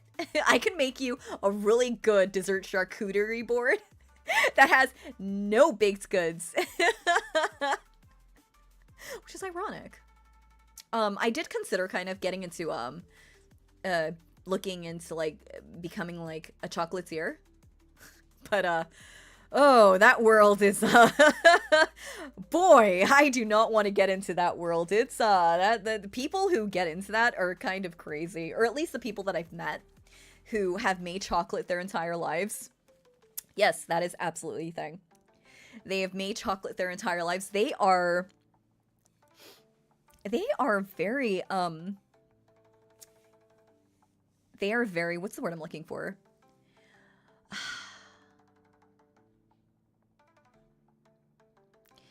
They are very what's the word I'm looking for? I don't want to say like dedicated or obsessive or, you know, but they're very single-minded. Like, all they want to do is talk about chocolate. That's their whole lives. It's like being friends with a sommelier. Their whole lives is wine. And then this whole person's life is just chocolate. And it's like, oh, God, please. Anyways, I think that's it for today, guys. Yeah. I'm gonna go now, because my phone is at 2% battery. Chocolate? Chocolate! Chocolate! That's such a great SpongeBob episode. Yeah, I didn't want to say obsessive, because that implies that it's kind of a bad trait, and I don't think it is. I think they're just very, very dedicated at their craft. Yeah. Ugh, sommelier. Yeah, if you can get into that course, it's very expensive also to be a sommelier. I've heard like you need like multiple certifications, and you need to have a very refined palate. I do not have a refined palate. Anyways, all right, yeah. Thank you so much for the stream. It was a lot of fun. I can't believe all the different stuff I talked about. And my voice is very, very hoarse now. I'm probably not going to be able to record anything. Woo! Yeah, that sounds about right. Yeah, it's a rich man's sport. Sommeliers don't even make that much, honestly, comparatively. Unless you work at, like, one of the better, like, places, like hotels, like, where they have, like, a sommelier on staff and coordinates with, like, their Michelin star restaurant. But yeah, it's like a dressage IMO. It's okay. Thank you guys so much. I'll probably be streaming again tomorrow. Thank you so much for the mods for hanging out. Caviar, Mr. Cavi, and Trinky, thank you so much for your service. Thank you so much for the super chats, guys. Thank you so much, Endor. Thank you. Thank you so much. And please stay innocent. Stay pure. Don't devolve into degeneracy like the rest of us have. Save yourself! Alright, bye guys. Mwah.